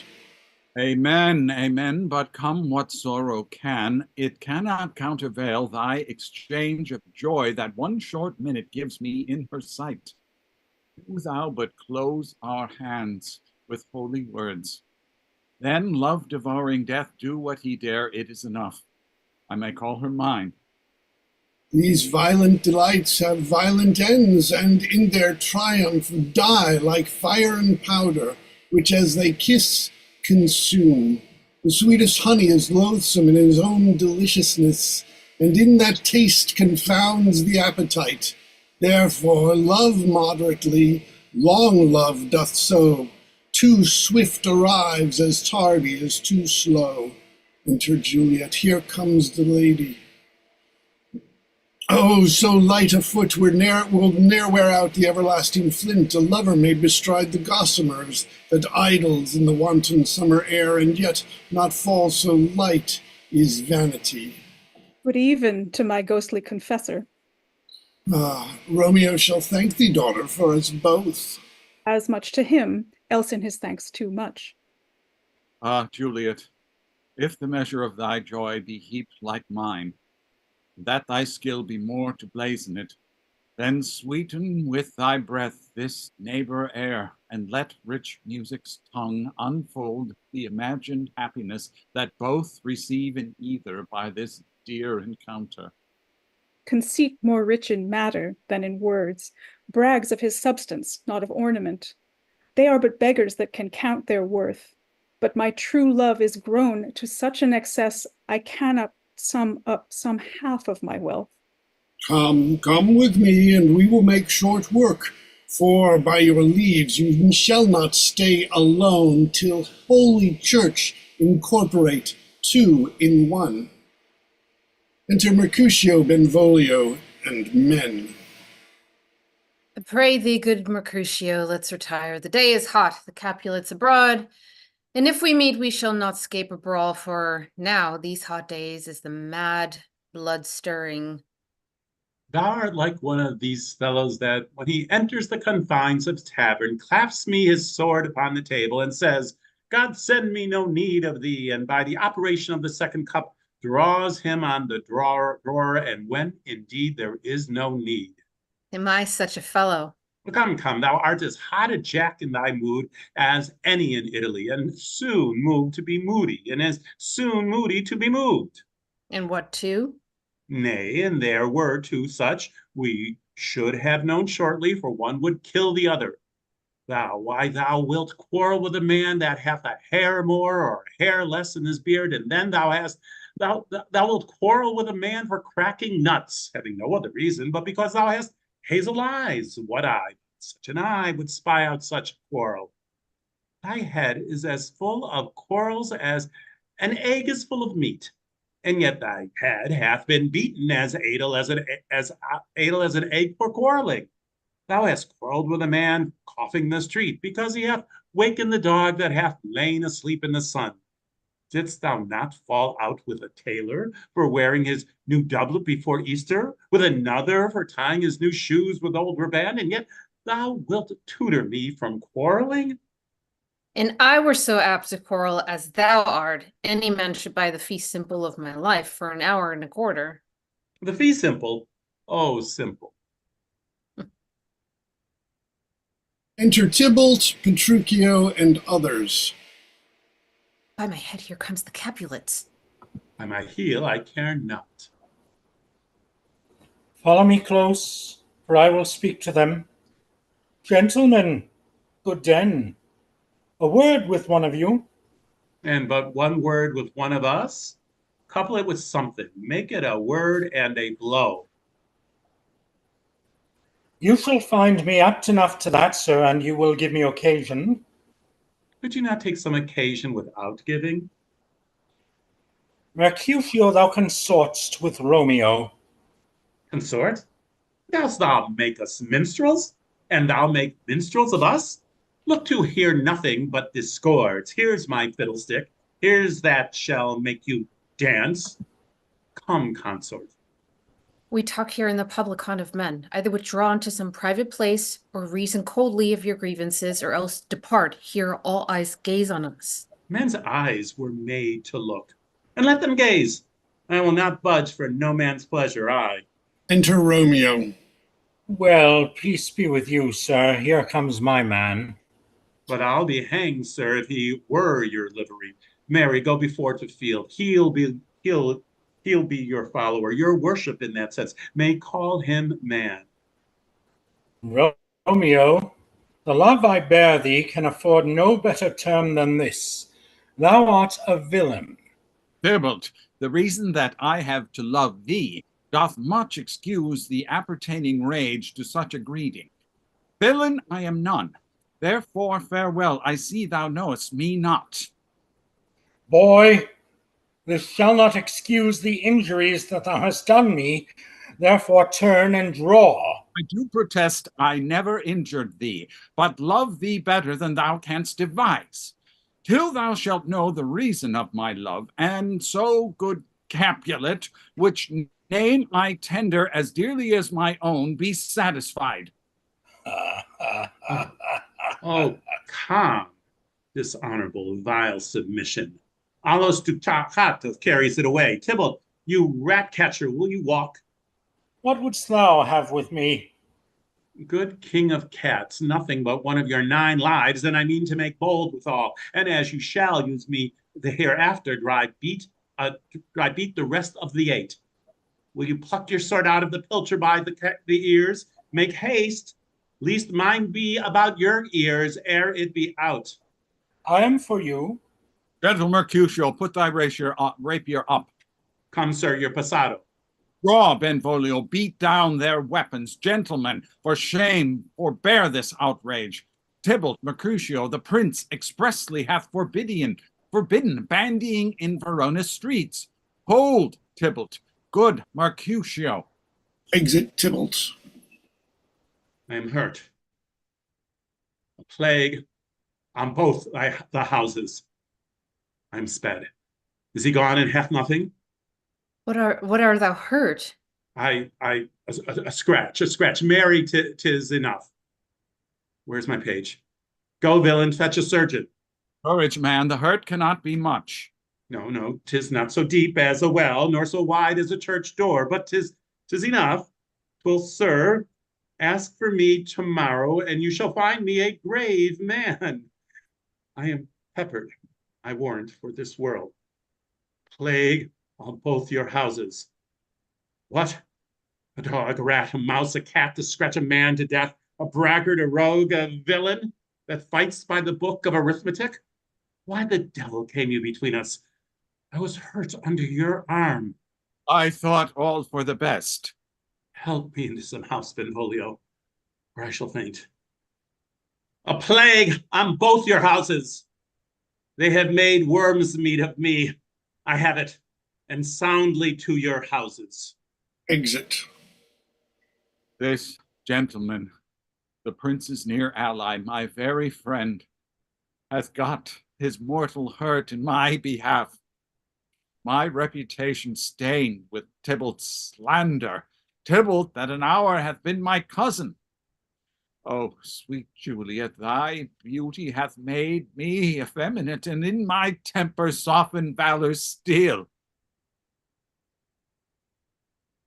Oh, Romeo, brave Mercutio's dead. That gallant spirit hath aspired the clouds, which too untimely here did scorn the earth. This day, black fate on more days doth depend. This but begins, the woe others must end. Enter Tybalt. Here comes the furious Tybalt back again. He gone in triumph and Mercutio slain? Away to heaven, respective lenity, and fire and fury be my conduct now. Now, Tybalt, take the villain back again that late thou gavest me. For Mercutio's soul is but a little way above our heads, staying for thine to keep him company. Either thou or I or both must go with him. Thou wretched boy that didst consort him here shalt with him hence. This shall determine that. They fight. Tybalt falls.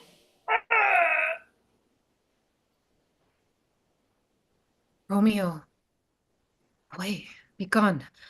The citizens are up, and Tybalt is slain. Stand not amazed, the prince will doom thee death. If thou art taken hence, be gone, away. Oh, I am fortune's fool. What does thy stay? Exit Romeo. Enter citizens. Which way ran he that killed Mercutio? Tybalt that murderer, which way ran he? There lies that Tybalt. Up, sir, go with me. I charge thee in the prince's name obey. Enter Prince, old Montague, Capulet, their wives, and all. Where are the vile beginners of this fray? O noble prince, I can discover all the unlucky manage of this fatal brawl. There lies the man slain by young Romeo, that slew thy kinsman, brave Mercutio. Tybalt, my cousin? Oh, my brother's child. Oh, prince, oh, cousin, husband. Oh, the blood is spilled of my dear kinsman. Prince, as thou art true, for blood of ours, shed blood of Montague. Oh, cousin. Benvolio, who began this fray? Tybalt here slain, whom Romeo's hand did slay. Romeo spoke him fair, bid him bethink how nice the quarrel was, and it urged withal your high displeasure, all this uttered, with gentle breath, calm look, knees humbly bowed, could not take truce with the unruly spleen of Tybalt's deaf to peace, but that he tilts with piercing steel at bold Mercutio's breast, who all his hot turns deadly, point to point with a martial scorn, with one hand beats cold death aside, and with the other sends it back to Tybalt, whose dexterity retorts it. Romeo, he cries aloud, hold friends part, and swifter than his tongue, his aged arm beats down their fatal points, and twixt them rushes, underneath whose arm an envious threat from Tybalt hit the life of stout Mercutio, and then Tybalt fled. But by and by comes back to Romeo, who had but newly entertained revenge, and chewed thy goat like lightning, for ere I could draw to part them, was stout Tybalt slain. And as he fell, did Romeo turn and flee. This is the truth, or let Benvolio die.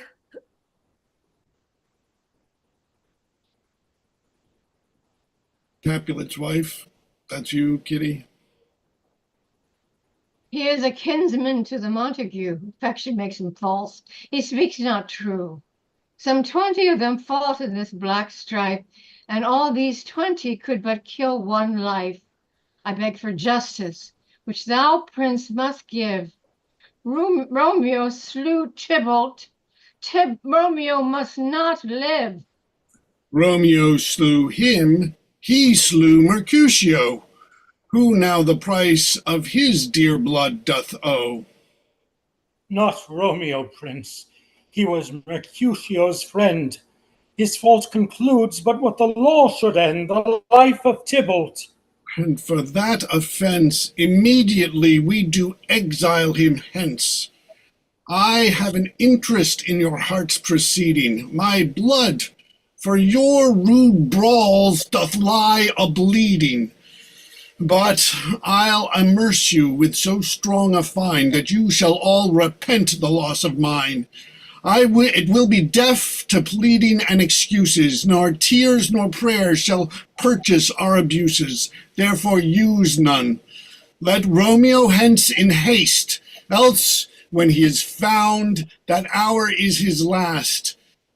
Bear hence his body and attend our will. Mercy, not murders, pardoning those that kill. Exeunt. And we'll just, before we move on to the next scene, we'll just take a little 5-minute break here. Thank you. This is great. And especially Rachel stepping in the last minute, doing a great job. Thank you. Thank you so much. Bravo, Rachel. Thank you. And Yes, I call. yes, and all of you. Yeah, it's great. It's really good. And I just wanted to, before we also go on, make sure that Bernie is back, because the friar does have a bit more to do in the second half. So we will see. Hopefully he will. Let's see, I said 5 minutes, so yeah, about 2:50. We'll start. But this is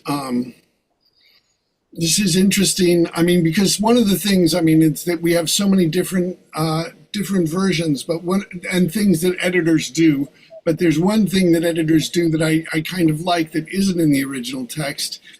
As many may remember, what's in a name, or like any other part belonging to a man, that is something that editors have put together, from various things in the text, because you notice in the folio, it wasn't quite that, and it isn't that in any of the quartos, but it's got all of those words. And so one of the editors sort of put it together. It's like, well, we think that's what Shakespeare really meant, just because But it's written for the curtain, wasn't it, Paul? Yeah.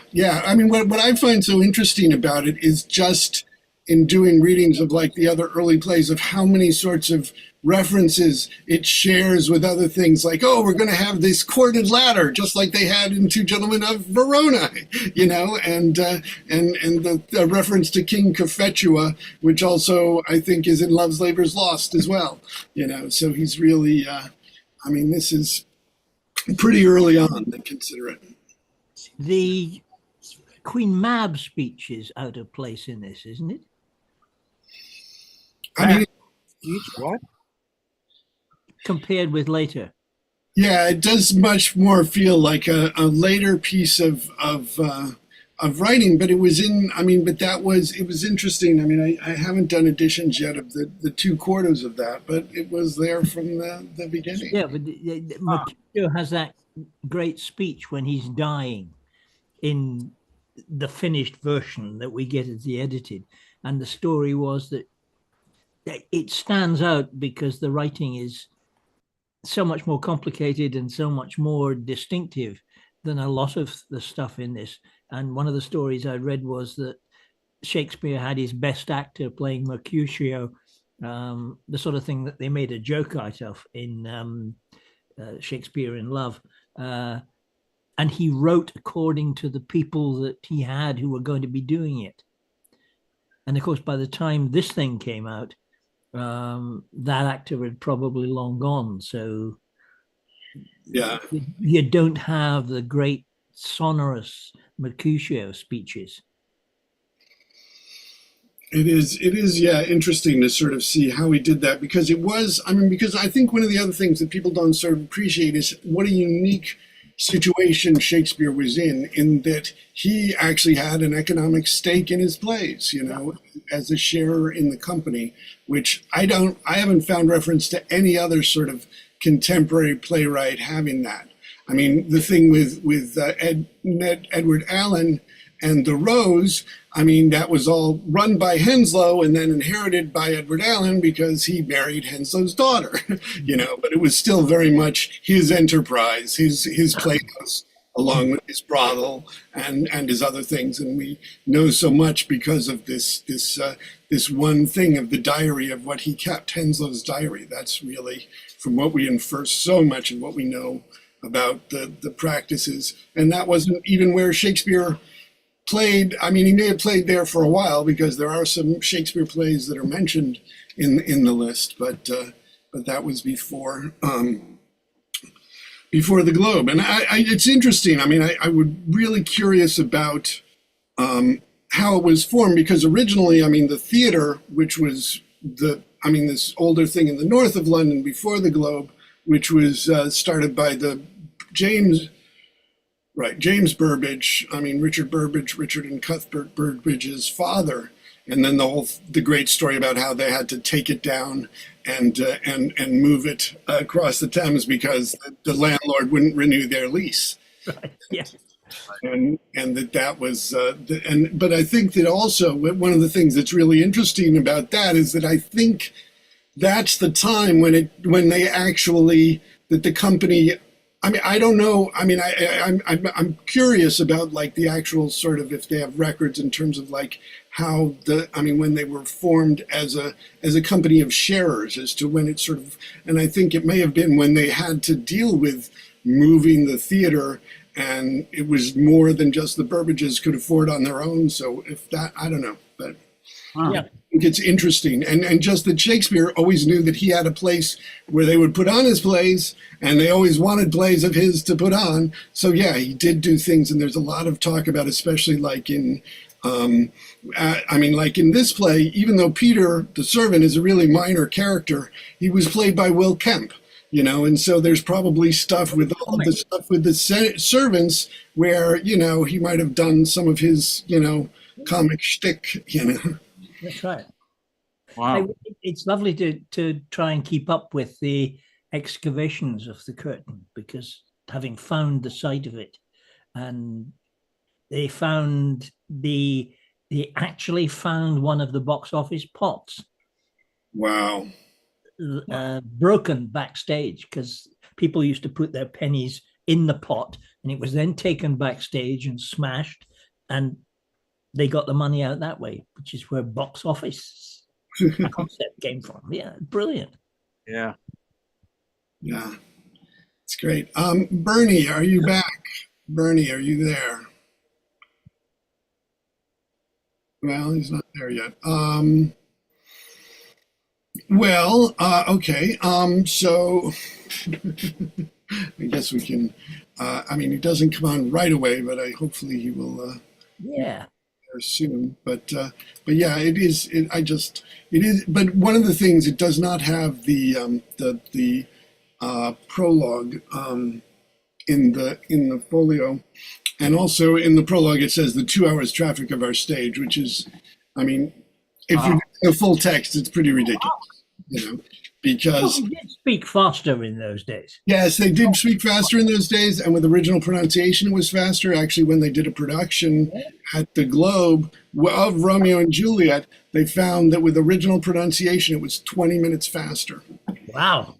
So that is significant, but also, and I also think there's a lot of opportunities in this play where you can have some sort of simultaneous speaking, like for example, at the end of the where Romeo and Friar Lawrence say the same thing, that it could be that they're both saying it at the same time, and it's like as a transition, or it could be a printer's error.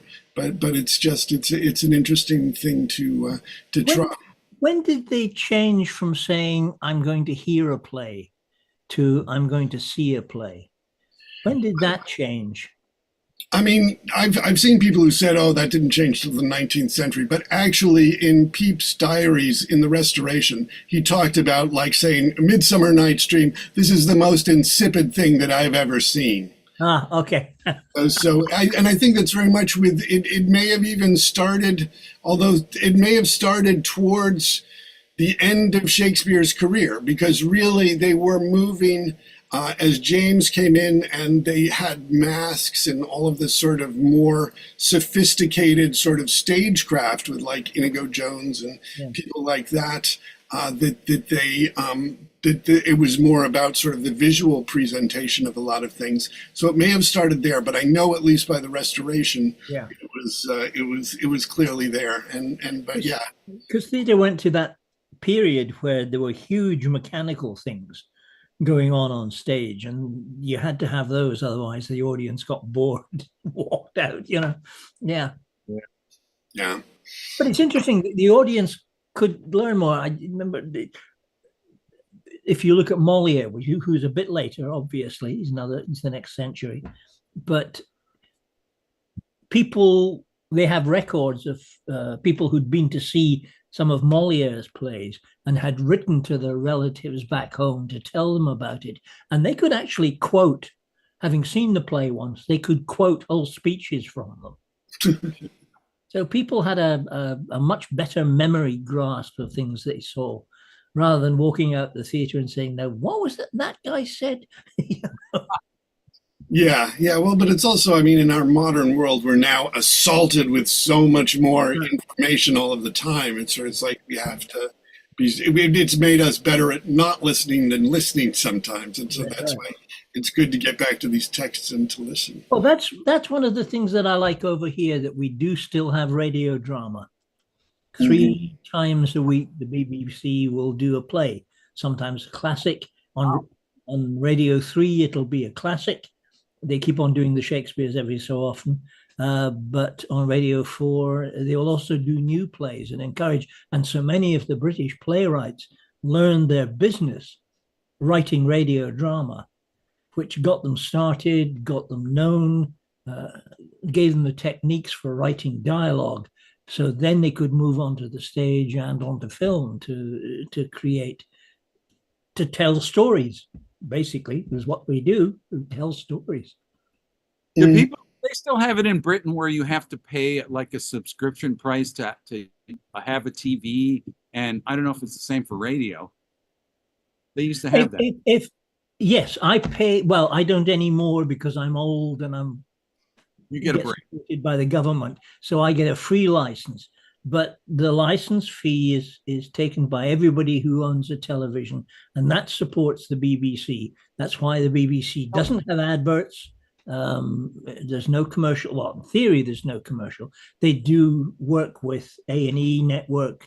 They work with Masterpiece Theatre, who help support some of the big productions. But yeah, you pay an annual sum. It's about £175. That's close to 200. But not radio, though. Sorry? Radio, no, though. It comes with it. In theory, any receiver.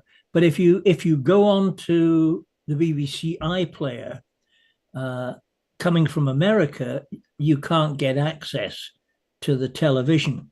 But all the BBC radio is totally free on the iPlayer. So That's actually why I raised this. I was getting to that. I mean, so those plays, we could actually access those, the radio. BBC radio, go on to BBC Sound, Yeah.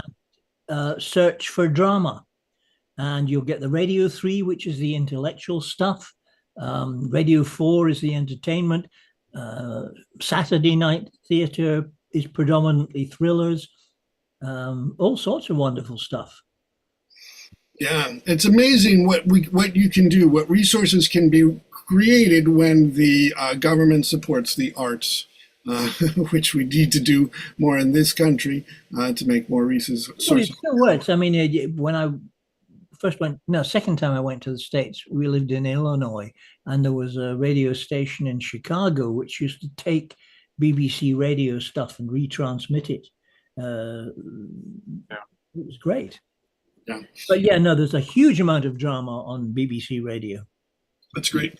Okay, well, we should get going again. I just got a text from Bernie. He's lost his internet connection and he's going to try and get back. But I guess we should just go on because this isn't the shortest play. Do I overlap with him? What? Does Capulet? Yeah, Capulet. I guess I'll take Friar Lawrence unless Michael, would you like to read that for a bit or till he comes back? Okay, great, Michael. Thank you. Runs in the family, does it, Paul? Yes. Well, No, it's just a coincidence. Just a coincidence. All righty. It's nepotism. Yeah. He pays me twice as much as he pays you. Can't beat nepotism. That's Brothers? right. Are you brothers or what? No. Distant cousins. Distant cousins. Oh, cousins. Okay. Yes. But the bloodline's good. The bloodline's good. And we just met this year. Really? Seriously. Yeah. Oh, when Paul's dad died. No, it was a big family reunion thing that we had a few years back, and we had another one just recently. Oh, great. Shakespeare too. It's amazing. Yes. Well, welcome to Instant Shakespeare, Michael. Thank you so much. You're welcome. All right. Don't let him go, Paul. Don't let him go. Okay, yes, indeed. All right, and now let us continue with the play. Act 3, Scene 2, enter Juliet alone. Gallop apace, you fiery-footed steeds, towards Phoebus' lodging. Such a wagoner as Phaeton would whip you to the west and bring in cloudy night immediately. Spread thy close-curtain love-performing night, that runaways' eyes may wink, and Romeo leap to these arms, untalked of and unseen. Lovers can see to do their amorous rites and by their own beauties, or, if love be blind, it best agrees with night. Come, civil night, thou sober-suited matron, all in black, and learn me how to loose a winning match, played for a pair of stainless maidenhoods, hood my unmanned blood, baiting in my cheeks with thy black mantle, till strange love grow bold. Think true love acted simple modesty. Come, night, come, Romeo, come thou, day and night, for thou wilt lie upon the wings of night, whiter than new snow upon a raven's back. Come, gentle night, come, loving, black-browed night, give me my Romeo, and when I shall die, take him and cut him out in little stars, and he will make the face of heaven so fine that all the world will be in love with night and pay no worship to the garish sun. Oh, I have bought the mansion of a love, but not possessed it, and though I am sold, not yet enjoyed. So tedious is this day, as is the night, before some festival to an impatient child that hath new robes and may not wear them. Oh, here comes my nurse. Enter nurse with cords. And she brings news, and every tongue that speaks but Romeo's name speaks heavenly eloquence. Now, nurse, what news? What hast thou there? The cords that Romeo bid thee fetch? Aye, the cords. Aye, me, what news? Why dost thou wring thy hands? Oh, well a day. He's dead. He's dead. We are undone, lady. We are undone. Alack the day. He's gone. He's killed. He's dead. Can heaven be so envious? Oh, Romeo can, though heaven cannot. Oh, Romeo, Romeo, whoever would have thought of Romeo? What devil art thou that dost torment me thus? Oh, This torture should be roared in dismal hell. Hath Romeo slain himself? Say thou but I, and that bare vowel I shall poison more than the death-darting eye of cockatrice. I am not I, if there be such an I, or those eyes shot that makes the answer I. If he be slain, say I. If not, no. Brief sounds determine of my weal or woe. oh, I saw the wound. I saw with mine eyes, God save the mark. Here in his manly breast a piteous corpse, pale, pale as ash, all bedabbed in blood, all in gore blood. I sounded and I saw Oh, break my heart. Or it. bankrout break at once to prison eyes, ne'er look on liberty. Vile earth to earth resign, end motion here, and thou and Romeo press on heavy bier. Oh, Tybalt, the best friend I had, a courteous Tybalt, honest gentleman, that ever I should live to see thee dead. What storm is this that blows so contrary? Is Romeo slaughtered, and is Tybalt dead? My dearest cousin and my dearer lord, then dreadful trumpets sound the general doom, for who is living if these two are gone? Tybalt is gone, and Romeo banished. Romeo that killed him, he is banished. Oh God, did Romeo's hand shed Tybalt's blood? It did, alas, the day it did. Oh, serpent heart hid with a flowering face, did ever dragon keep so fair a cave? Beautiful tyrant, fiend angelical, ravenous dove feathered raven, wolvish ravening lamb, despised substance of divinest show, just opposite to what thou justly seemst, a dim saint, an honorable villain. O nature, what hadst thou to do in hell when thou didst bower the spirit of a fiend in mortal paradise of such sweet flesh? Was ever book containing such vile matter so fairly bound? Oh, that deceit should dwell in such a gorgeous palace. There's no trust, no faith, no honesty in men, all perjured, all forsworn, all gnawed, all dissemblers. Where's my man? Give me some aquavita. Oh, these griefs, these woes, these sorrows make me old. Shame come to Romeo. Blistered be thy tongue, for such a wish he was not born to shame. Upon his brow shame is ashamed to sit, for 'tis a throne where honor may be crowned, sole monarch of the universal earth. Oh, what a beast was I to chide him! Will you speak well of him that killed your cousin? Shall I speak ill of him that is my husband? Ah, poor my lord, what tongue shall smooth thy name, when I, thy 3 hours wife, have mangled it? But wherefore, villains, didst thou kill my cousin? That villain cousin would have killed my husband. Back, foolish tears, back to your native spring. Your tributary drops belong to woe, which you mistaking offer up to joy. My husband lives that Tybalt would have slain, and Tybalt dead that would have slain my husband. All this is comfort. Wherefore weep I then? Some words there was worser than Tybalt's death that murdered me. I would forget it fain. But oh, it presses to my memory like damned guilty deeds to sinners' minds. Tybalt is dead, and Romeo banished. That one word, banished, hath slain 10,000 Tybalts. Tybalt's death was woe enough if it had ended there. Or if sour woe delights in fellowship, and needly will be ranked with other griefs, why followed not when she said Tybalt's dead? Thy father or mother, nay, or both, which modern lamentation might have moved, but which a reward following Tybalt's death, Romeo is banished to speak that word.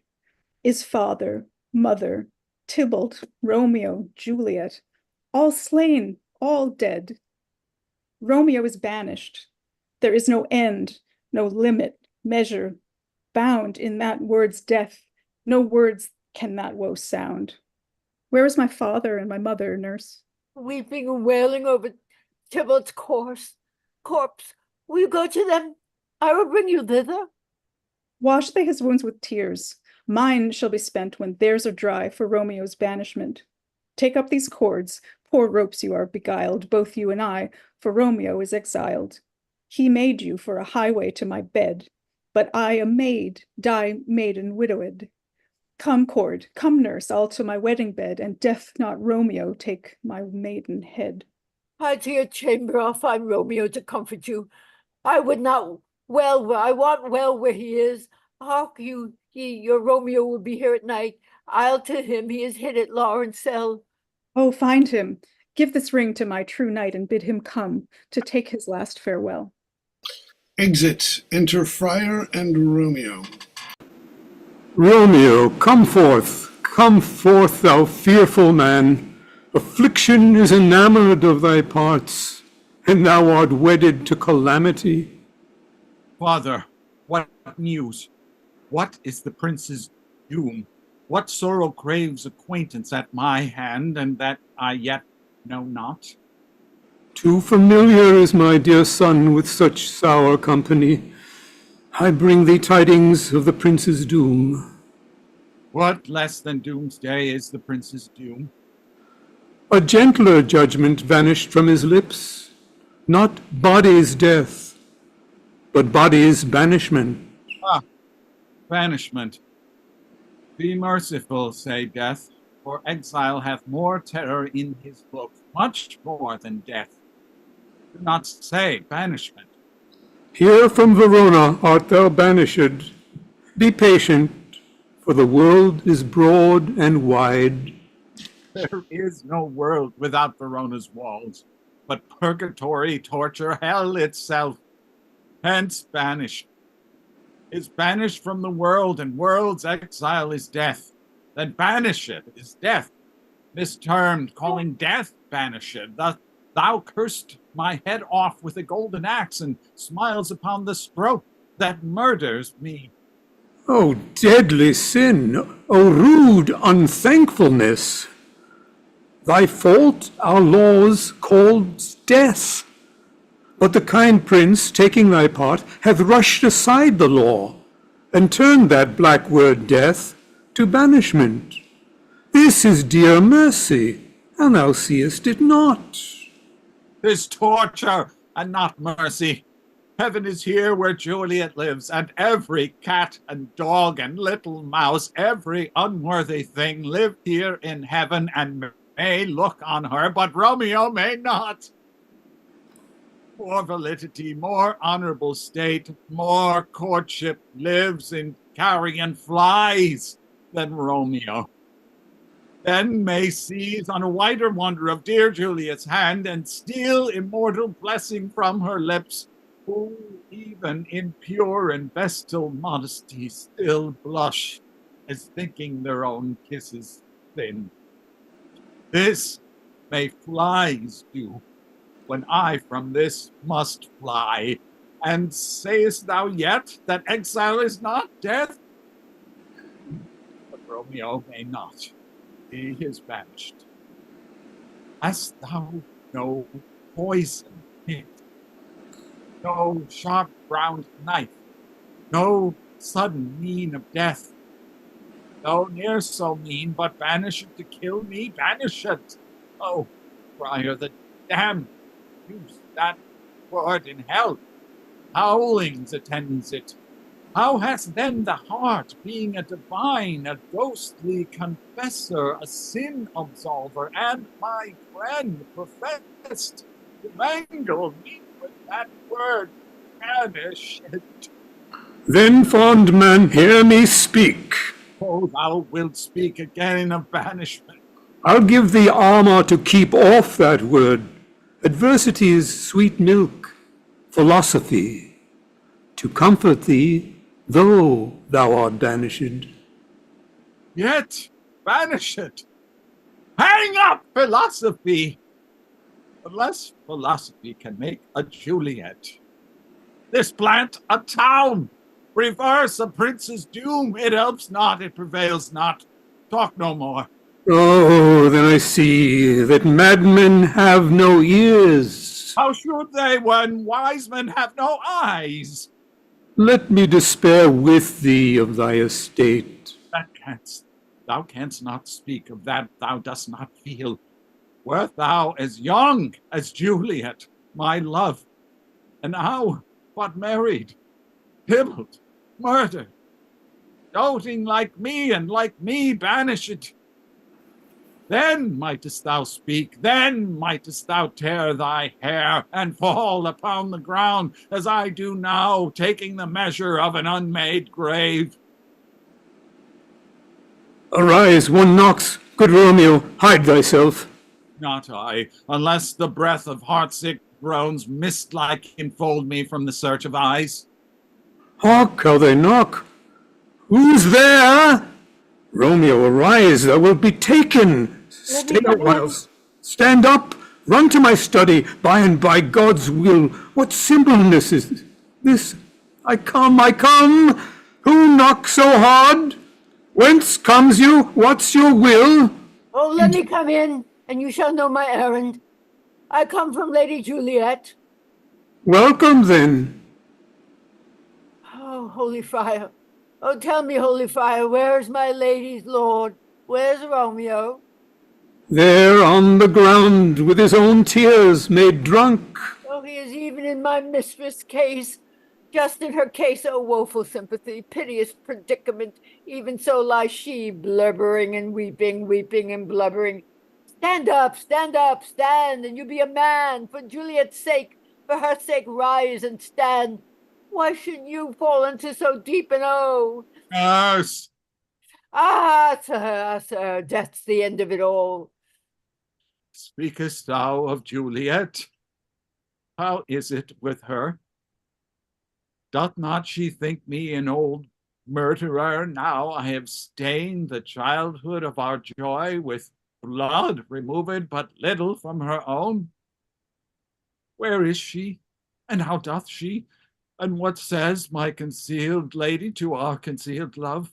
Oh, she says nothing, but weeps and weeps, and now falls on her bed, and then starts up, and Tybalt calls, and then on Romeo calls, and then down falls again. As if that name shot from the dead level of a gun did murder her, as that name, cursed hand, murdered her kinsman.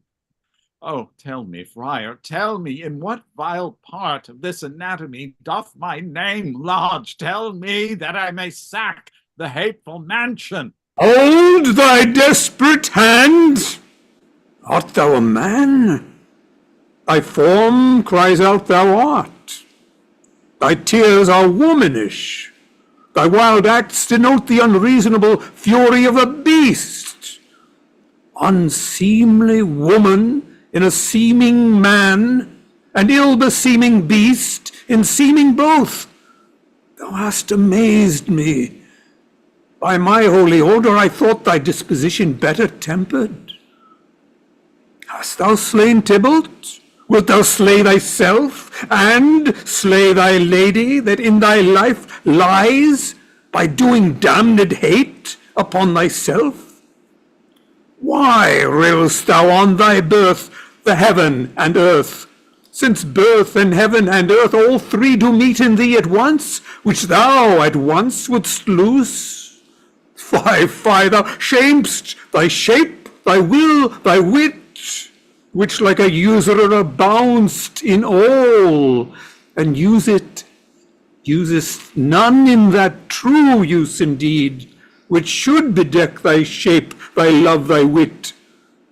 Thy noble shape is but a form of wax, digressing from the valor of a man. Thy dear love, sworn, but hollow perjury, killing that love which thou hast vowed to cherish. Thy wit, that ornament to shape and love, misshapen in the conduct of them both, like powder in a skilless soldier's flask, is set afire by thine own ignorance, and thou dismembered with thine own defense. What? Rouse thee, man, thy Juliet is alive, for whose dear sake thou wast but lately dead. There art thou happy. Tybalt would kill thee, but thou slewest Tybalt. There art thou happy. The law that threatened death became thy friend and turned it to exile. There art thou happy. A pack of blessings light upon thy back. Happiness courts thee in her best array, but like a misshapen and sullen wench, thou put'st up thy fortune and thy love. Take heed, for such die miserable. Go get thee to thy love as was decreed. Ascend her chamber, hence, and comfort her. But look thou stay not till the watch be set, for then thou canst not pass to Mantua, where thou shalt live till we can find a time to blaze your marriage, reconcile your friends, beg pardon of thy prince, and call thee back with 20,000 times more joy than thou wentst forth in lamentation. Go before, nurse, commend me to thy lady, and bid her hasten all the house to bed, which heavy sorrow makes them apt unto. Romeo is coming. Oh, Lord, I could have stayed here all night to hear good counsel. Oh, what learning is. My lord, I'll tell my lady you will come. Do so, and bid my sweet prepare to chide. Oh, here's a ring she bid me give you, sir. How you make haste, for it grows very late. How well my comfort is received by this. Go hence, good night, and here stands all your state. Either be gone before the watch be set, or by the break of day, disguised from hence, sojourn in Mantua. I'll find out your man, and he shall signify from time to time every good hap to you that chances here. Give me thy hand, 'tis late. Farewell, good night. But that joy past joy calls out on me. It were a grief so brief to part with thee. Farewell. Exeunt. Enter old Capulet, his wife, and Paris. Things have fallen out, sir, so unluckily that we have had no time to move our daughter. Look, she loved her kinsman Tybalt dearly, and so did I. Well, we were born to die. 'Tis very late. She'll not come down tonight, I promise you, but for your company I would have been abed an hour ago. These times of woe afford no times to woo. Madam, good night. Commend me to your daughter. I will, and know her mind early tomorrow. Tonight she is mewed up to her heaviness. Sir Paris, I will make a desperate tender of my child's love. I think she will be ruled in all respects by me, nay more, I doubt it not. Wife, go you to her ere you go to bed. Acquaint her here of my son Paris' love, and bid her, mark you me, on Wednesday next. But soft, what day is this? Monday, my lord. Monday. Well, Wednesday is too soon. A Thursday let it be. A Thursday tell her she shall be married to this noble earl. Will you be ready? Do you like this haste?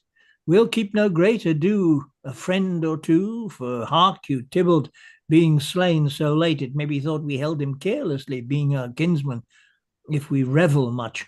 Therefore we'll have some 6 friends, and there an end. But what say you to Thursday? My lord, I would that Thursday were tomorrow. Well, get you gone. A Thursday be it then. Go you to Juliet ere you go to bed. Prepare her, wife, against this wedding day. Farewell, my lord. Light to my chamber, hope. Afore me, it is so late that we may call it early by and by. Good night. Exeunt. Enter Romeo and Juliet aloft. Wilt thou be gone? It is not yet near day. It was the nightingale and not the lark that pierced the fearful hollow of thine ear. Nightly she sings on yond pomegranate tree. Believe me, love, it was the nightingale. It was the lark, the herald of the morn. No nightingale. Look, love, what envious streaks do lace the severing clouds in yonder east. Night's candles are burnt out, and jocund day stands tiptoe on the misty mountain's tops. I must be gone and live, or stay and die. Yond light is not daylight. I know it, I. It is some meteor that the sun exhales to be to thee this night a torchbearer, and light thee on thy way to Mantua. Therefore stay yet. Thou needst not be gone. Let me be ta'en, let me be put to death. I am content, so thou wilt have it so. I'll say yon gray is not the morning's eye, 'tis but the pale reflex of Cynthia's brow, nor that it is not lark whose notes do beat the vaulty heavens so high above our heads. I have more care to stay than will to go. Come, death, and welcome Juliet. Welcome, Juliet wills it so. How is my soul? Let's talk, it is not day.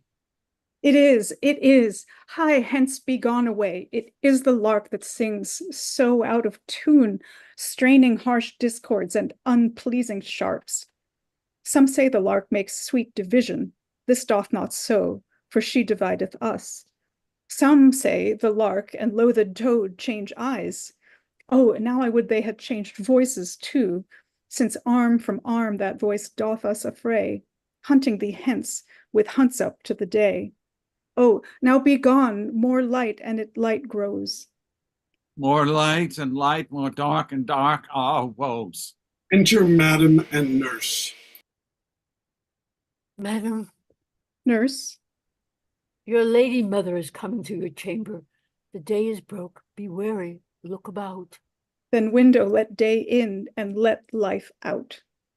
Farewell, farewell, one kiss, and I'll descend. Art thou gone so?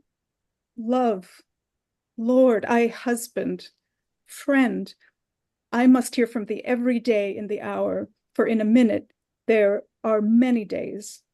Oh, by this count I shall be much in years ere I again behold my Romeo. Farewell. I will omit no opportunity that may convey my greetings, love, to thee. Oh, thinkest thou we shall ever meet again? I doubt it not, and all these woes shall serve for sweet discourses in our time to come.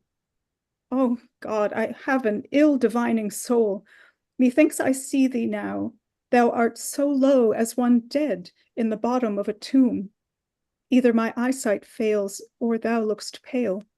And trust me, love, in my eye so do you. Dry sorrow drinks our blood. Adieu, adieu. Oh, Fortune, Fortune, all men call thee fickle. If thou art fickle, what dost thou with him that is renowned for faith? Be fickle, Fortune, for then I hope thou wilt not keep him long, but send him back. Enter Mother. Oh, daughter, are you up? Who is that calls? It is my lady mother. Is she not down so late, or up so early? What unaccustomed pause procures her hither? Why, how now, Juliet? Madam, I am not well. Evermore weeping for your cousin's death? What, wilt thou wash him from his grave with tears? And if thou couldst not make him live. Therefore have done. Some grief shows much of love, but much of grief shows still some want of wit. Yet let me weep for such a feeling loss. So shall you feel the loss, but not the friend which you weep for. Feeling so the loss, I cannot choose but ever weep the friend. Well, girl, thou weepst not so much for his death as that the villain lives which slaughtered him. What villain, madam? That same villain, Romeo. Villain and he be many miles asunder. God pardon, I do with all my heart, and yet no man like he doth grieve my heart. That is because the traitor lives. I, madam, from the reach of these my hands, would none but I might venge my cousin's death. We will have vengeance for it, fear thou not. Then weep no more. I'll send to one in Mantua, where that same banished runagate doth live, shall give him such an unaccustomed dram that he shall soon keep Tybalt company. And then I hope thou wilt be satisfied. Indeed, I shall never be satisfied with Romeo till I behold him. Dead is my poor heart for so for a kinsman vexed. Madam, if you could find out but a man to bear a poison, I would temper it, that Romeo should, upon receipt thereof, soon sleep in quiet. Oh, how my heart abhors to hear him named, and cannot come to him to wreak the love I bore my cousin upon his body that hath slaughtered him. Find thou the means, and I'll find such a man. But now I'll tell thee joyful tidings, girl. And joy comes well in such a needy time. What are they, beseech your ladyship? Well, thou hast a careful father, child, one who to put thee from thy heaviness hath sorted out a sudden day of joy that thou expects not, nor I looked not for. Madam, in happy time, what day is this? Marry, my child, early next Thursday morn. The gallant young and noble gentleman, the county Paris at St. Peter's Church, shall happily make thee a joyful bride. Now by St. Peter's Church, and Peter too, he shall not make me there a joyful bride. I wonder at this haste that I must wed ere he that should be husband comes to woe. I pray you tell my lord and father, madam, I will not marry yet, and when I do, I swear it shall be Romeo, whom you know I hate, rather than Paris. These are news indeed. Here comes your father. Tell him so yourself, and see how he will take it at your hands. Enter Capulet and nurse. When the sun sets, the earth doth drizzle dew. But for the sunset of my brother's son, it rains downright. How now? A conduit girl, what? Still in tears? Evermore showering in one little body? Thou counterfeits a bark, a sea, a wind, for still thy eyes, which I may call the sea, do ebb and flow with tears. The bark thy body is, sailing in this short salt flood, the winds thy sighs, who raging with the tears that, and they with them, without a sudden calm, will overset tempest tossed body. How now, wife, have you delivered to her our decree? Aye, sir, but she will none. She gives you thanks. I would the fool were married to her grave. Soft, take me with you, wife. How will she none? Does she not give us thanks? Is she not proud? Does she not count her blessed, unworthy as she is, that we have wrought so worthy a gentleman to be her bridegroom? Not proud you have, but thankful that you have. Proud can I never be of what I have, but thankful even for hate that is meant love. How now? How now? Chopped logic. What is this? Proud, and I thank you, and I thank you not? Thank me no thankings, nor proud me no prouds, but fettle your fine joints 'gainst Thursday next, to go with Paris to St. Peter's Church, or I will drag thee on a hurdle thither. Out, you green sickness carrier, out, you baggage, you tallow face. Fie, what are you, mad? Good father, I beseech you on my knees, hear me with patience, but to speak a word. Hang thee, young baggage, disobedient wretch. I tell thee what, get thee to church a Thursday, or never after look me in the face. Speak not, reply not, do not answer me. My fingers itch, wife. We scarce thought us blessed that God had lent us but this only child. But now I see this one is one too much, and that we have a curse in having her out on her hilding. Oh, God in heaven bless her. You are to blame, my lord, to rate her so. And why, my lady, wisdom? Hold your tongue. Good Prudence, smatter with your gossip. Go. I speak no treason. Oh, father, oh, God the golden, may not one speak? Peace, you mumbling fool. Utter your gravity or a gossip's bowls, for here we need it not. You are too hot. God's breath! It makes me mad. Day, night, hour, ride, time, work, play, alone in company, still my care hath been to have her matched.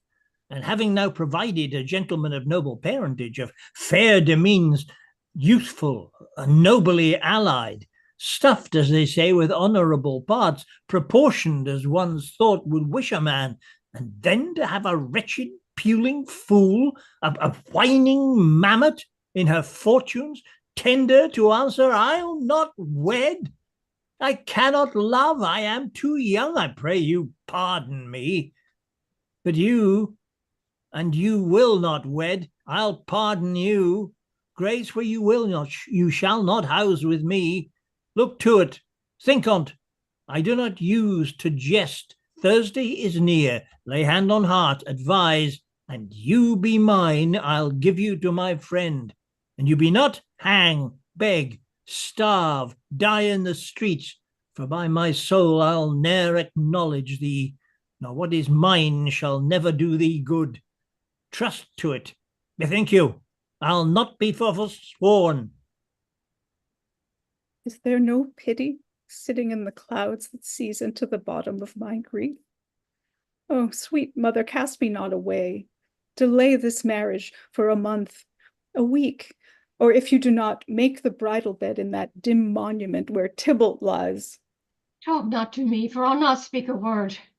Do as thou wilt, for I have done with thee. Oh God, oh nurse, how shall this be prevented? My husband is on earth, my faith in heaven.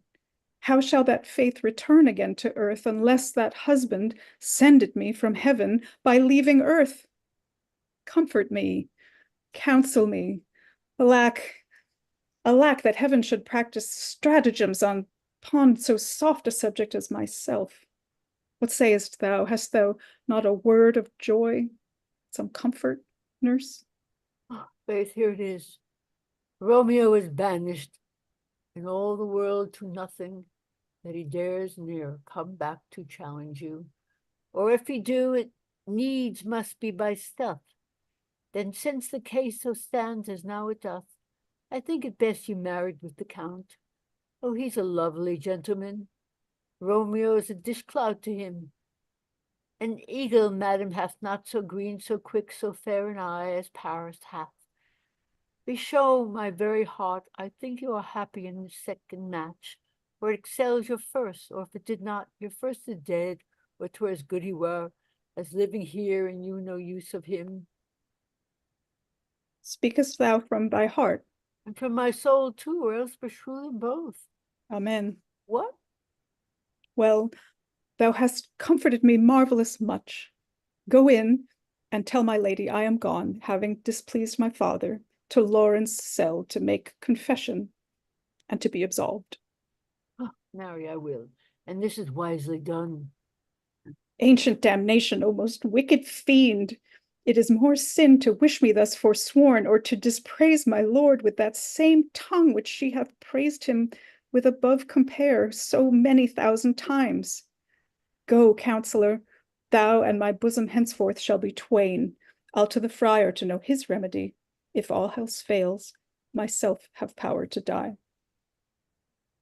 Exeunt. Enter Friar and County Paris. On Thursday, sir, the time is very short.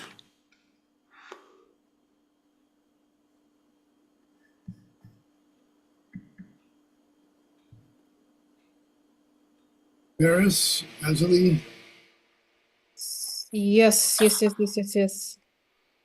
page 104. On Thursday, sir, the time is very short.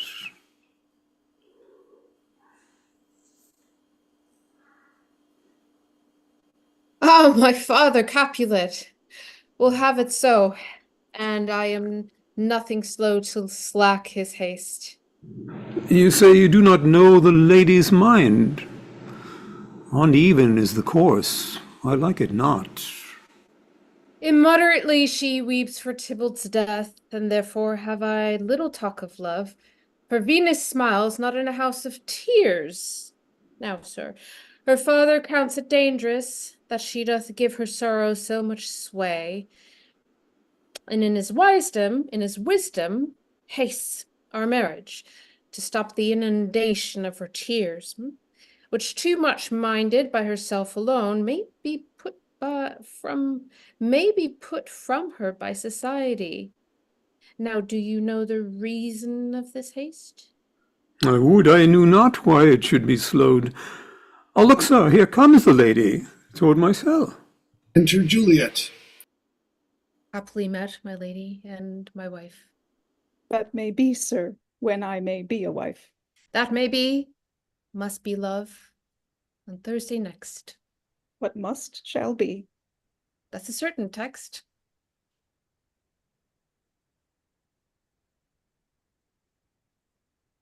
Come you to make confession to this father? To answer that, I should confess to you. Do not deny him that you love me. I will confess to you that I love him. So will ye. I am sure that you love me. If I do so, it will be of more price being spoke behind your back than to your face. Oh, soul, thy face is much abused with tears.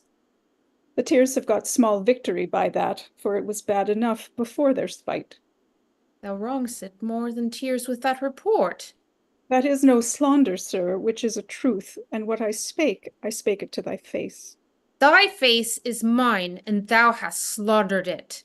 It may be so, for it is not mine own. Are you at leisure now, Holy Father, now, or shall I come to you at evening mass? My leisure serves me, pensive daughter, now. My lord, you must entreat the time alone. God shield, I should disturb devotion. Juliet, on Thursday early I will rouse ye. Till then, adieu. Keep this holy kiss. Exit Paris. Oh, shut the door, and when thou hast done so, come weep with me, past hope, past care, past help. Oh, Juliet, I already know thy grief. It streams me past the compass of my wits. I hear I must, and nothing may prorogue it, on Thursday next be married to this county. Tell me not, friar, that thou hearest of this, unless thou tell me how I may prevent it. If in thy wisdom thou canst give no help, do thou but call my resolution wise, and with this knife I'll help it presently.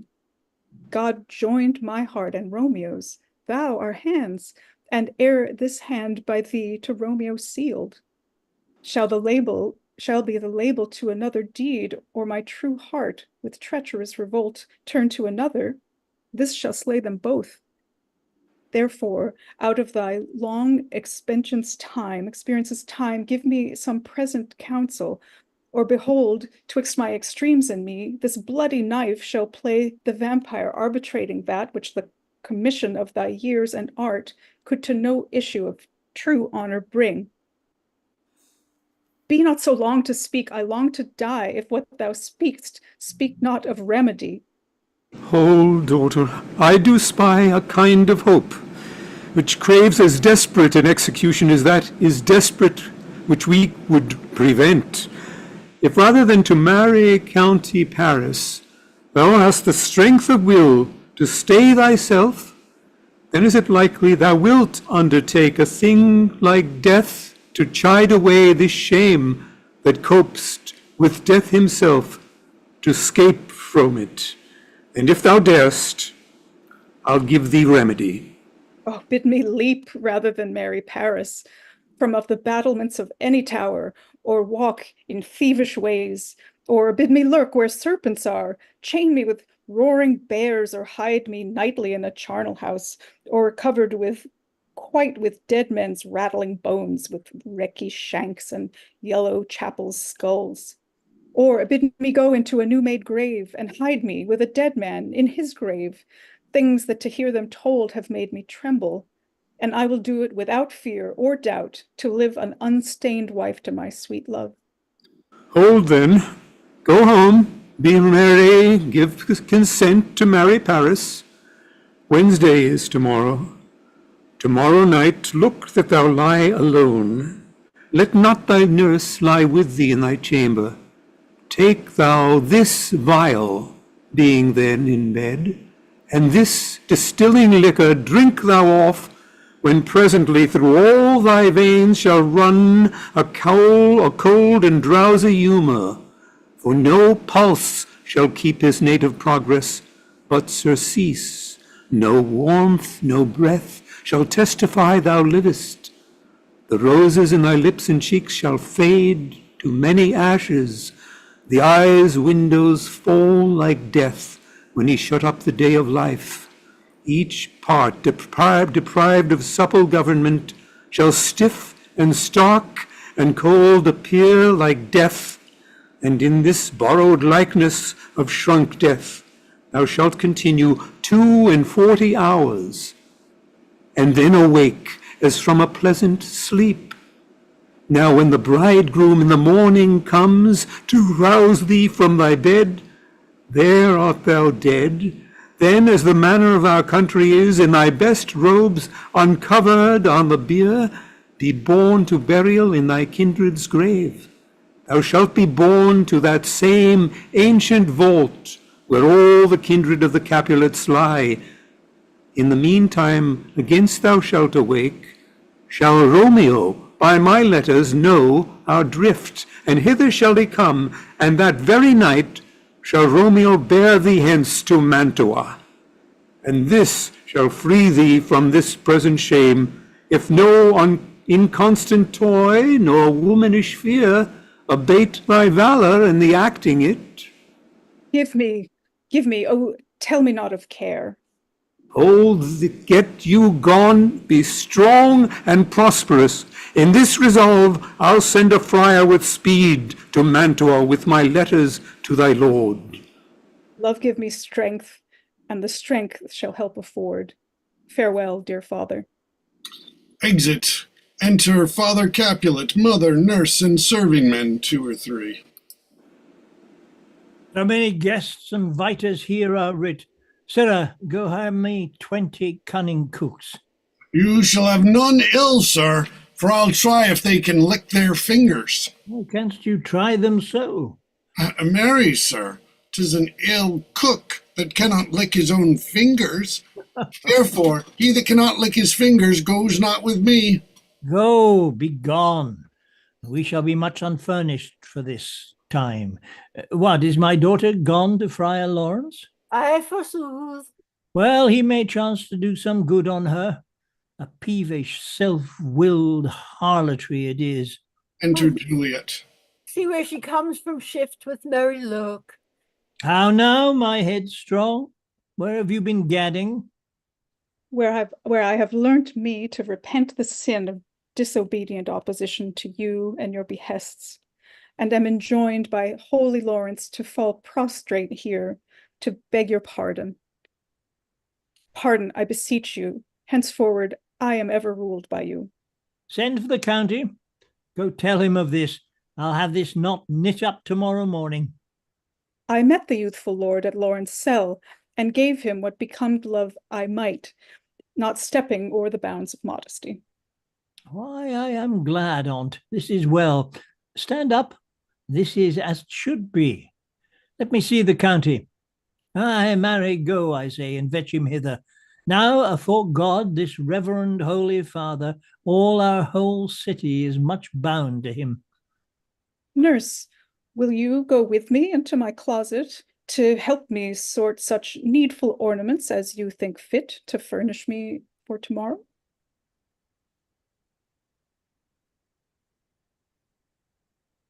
No, not till Thursday. There's time enough. Go, nurse. Go with her. We'll to church tomorrow. Exeunt Juliet and nurse. We shall be short in our provision. 'Tis now near night. Tush, I will stir about, and all things shall be well, I warrant thee, wife. Go thou to Juliet. Help her to deck up her. I'll not to bed tonight. Let me alone. I'll play the housewife for this once. But ho! They are all forth. Well, I will walk myself to County Paris to prepare him up against tomorrow. My heart is wondrous light, since this same wayward girl is so reclaimed. Exeunt father and mother. Enter Juliet and nurse. Aye, those attires are best, but gentle nurse, I pray thee, leave me to myself tonight, for I have need of many orisons to move the heavens to smile upon my state. which well thou know'st is cross and full of sin. Enter mother.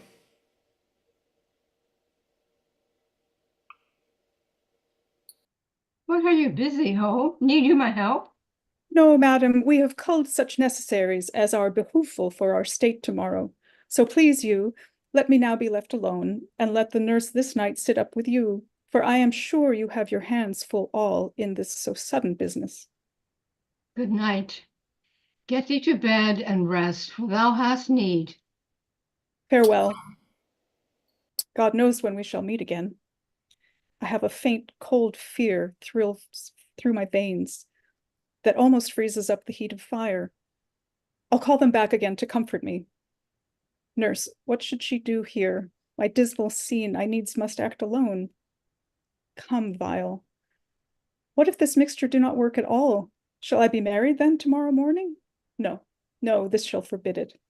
Lie thou there. What if it be poison which the friar subtly hath ministered to have me dead? Least in this marriage he should be dishonored, because he married me before to Romeo. I fear it is. And yet, methinks it should not, for he hath still been tried a holy man. How, if when I am laid into the tomb I wake before the time that Romeo come to redeem me? There's a fearful point. Shall I not then be stifled in the vault, to whose foul mouth no healthsome air breathes in, and there die strangled ere my Romeo comes? Or, if I live, it is not very like the horrible conceit of death and night, together with the terror of the place, as in a vault, an ancient receptacle, where for these many 100 years the bones of all my buried ancestors are packed, where bloody Tybalt, yet but green in earth, lies festering in its shroud, where they say, at some hours in the night, spirits resort. Alack, alack, it is not like that I so early waking, what with loathsome smells and shrikes like mandrakes torn out of the earth, that living mortals hearing them run mad. Oh, if I wake, shall I not be distraught, environed with all these hideous fears, and madly play with my forefathers' joints, and pluck the mangled Tybalt from his shroud, and in this rage with some great kinsman's bone, as with a club, dab out my desperate brains? Oh, look, methinks I see my cousin's ghost seeking out Romeo that did spit his body upon my rapier's point. Stay, Tybalt, stay. Romeo, Romeo, Romeo, here's drink. I drink to thee. Enter, lady of the house and nurse. Hold. Take these keys and fetch more spices, nurse. They call for dates and quinces and the pastry. Enter old Capulet. Come, stir, stir, stir. The second cock hath crowed. The curfew bell hath rung. 'Tis 3 o'clock. Look to the baked meats, good Angelica. Spare not for cost. Go, you cockqueen, go. Get you to bed. Faith, you'll be sick tomorrow for this night's watching. No, not a whit. What? I have watched her now and all night for less cause than ne'er been sick. Aye, you have been a mouse hunt in your time, but I will watch you from such watching now. A jealous hood, a jealous hood. Now, fellow, what there? Enter 3 or 4 with spits and logs and basket. Things for the cook, sir, but I know not what. Oh, make haste, sirrah. Fetch drier logs. Call Peter. He will show ye where they are. I have a head, sir, that will find out logs and never trouble Peter for the matter.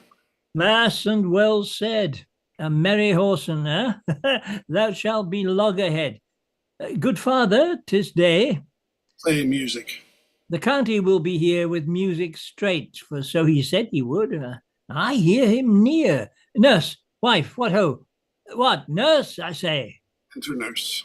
Go waken Juliet. Go and trim her up. I'll go and chat with Paris. Hi, make haste, make haste. The bridegroom, he is come already. Make haste, I say. Oh, mistress! What mistress? Juliet? Fast I warn her, she, why lamb, why lady, fie, you slug a bed, why love, I say, madam, sweetheart, why bride? What, not a word? You take your pennyworth now, sleep for a week. For the next night I warrant the county Paris hath set up his rest, that you shall rest but little. Oh, God forgive me, marrying a man. How sound is she asleep? I must needs wake her. Madam, I, the county, take you in your bed. They'll frighten you up. Well, you're not, and in your clothes and down again. I must need, lady, alas, help! My lady's dead. Oh, well, dead that ever I was born. Some could be I, my lord, my lady. What Help! noise is here? Oh, What noise? Lamentable The day. matter? Oh, look, oh, heavy day. Oh, my, oh, me. Oh, me. Oh, Oh, me, oh, my child, oh, my only life. Revive, or I will die with thee. Help! Call help! Enter father. oh. Shame, bring Juliet forth. Her lord is come. She's dead, deceased. She's dead. Alack the day. Back the day, she's dead. She's dead. She's Huh? dead. Let me see her. Out, alas, she's cold. Her blood is settled and her joints are stiff. Life and these lips have long been separated. Death lies on her like an untimely frost upon the sweetest flower of all the field. Oh, lamentable day. Oh, woeful time. Death that hath ta'en her hence to make me wail ties up my tongue and will not let me speak. Enter friar and the county. Oh, lamentable day. Come, is the bride ready to go to church? Ready to go, but never to return. Oh, son, before thy wedding day hath death lain with thy wife. There she lies, flower as she was, deflowered by him. Death is my son-in-law, death is my heir. My daughter he hath wedded. I will die and leave him all life living. All is death's. Have I thought long to see this morning's face, and doth it give me such a sight as this? Accursed, unhappy, wretched, hateful day, most miserable hour that e'er time saw in lasting labor of his pilgrimage. But one poor one poor and loving child, but one thing to rejoice and solace in, and cruel death hath fetched it from my sight. Oh, woe. Oh, woeful day. Most lamentable day, most woeful day that ever I did yet behold. Oh, day, oh, hateful day. Never was seen so black a day as this. Oh, woeful day. Oh, woeful day. Beguiled, divorced, wronged, spited, slain, most detestable death, by thee beguiled, by cruel thee quite overthrown. Oh, life, not life, but love and death. Despised, distressed, hated, martyred, killed. Uncomfortable time. Why camest thou now to murder our solemnity? O child, my soul, and not my child. Dead art thou. Alack, my child is dead, and with my child my joys are buried. Peace, oh, for shame, confusions. Care lives not in these confusions. Heaven and yourself had part in this fair maid. Now heaven hath all, and all the better is it for the maid. Your part in her you could not keep from death, but heaven keeps his part in eternal life. The most you sought was her promotion, for 'twas your heaven she shouldst be advanced. And weep ye now, seeing she is advanced above the clouds, as high as heaven itself? Oh, in this love, you love your child so ill that you run mad, seeing that she is well. She's not well married that lives married long, but she's best married that dies married young.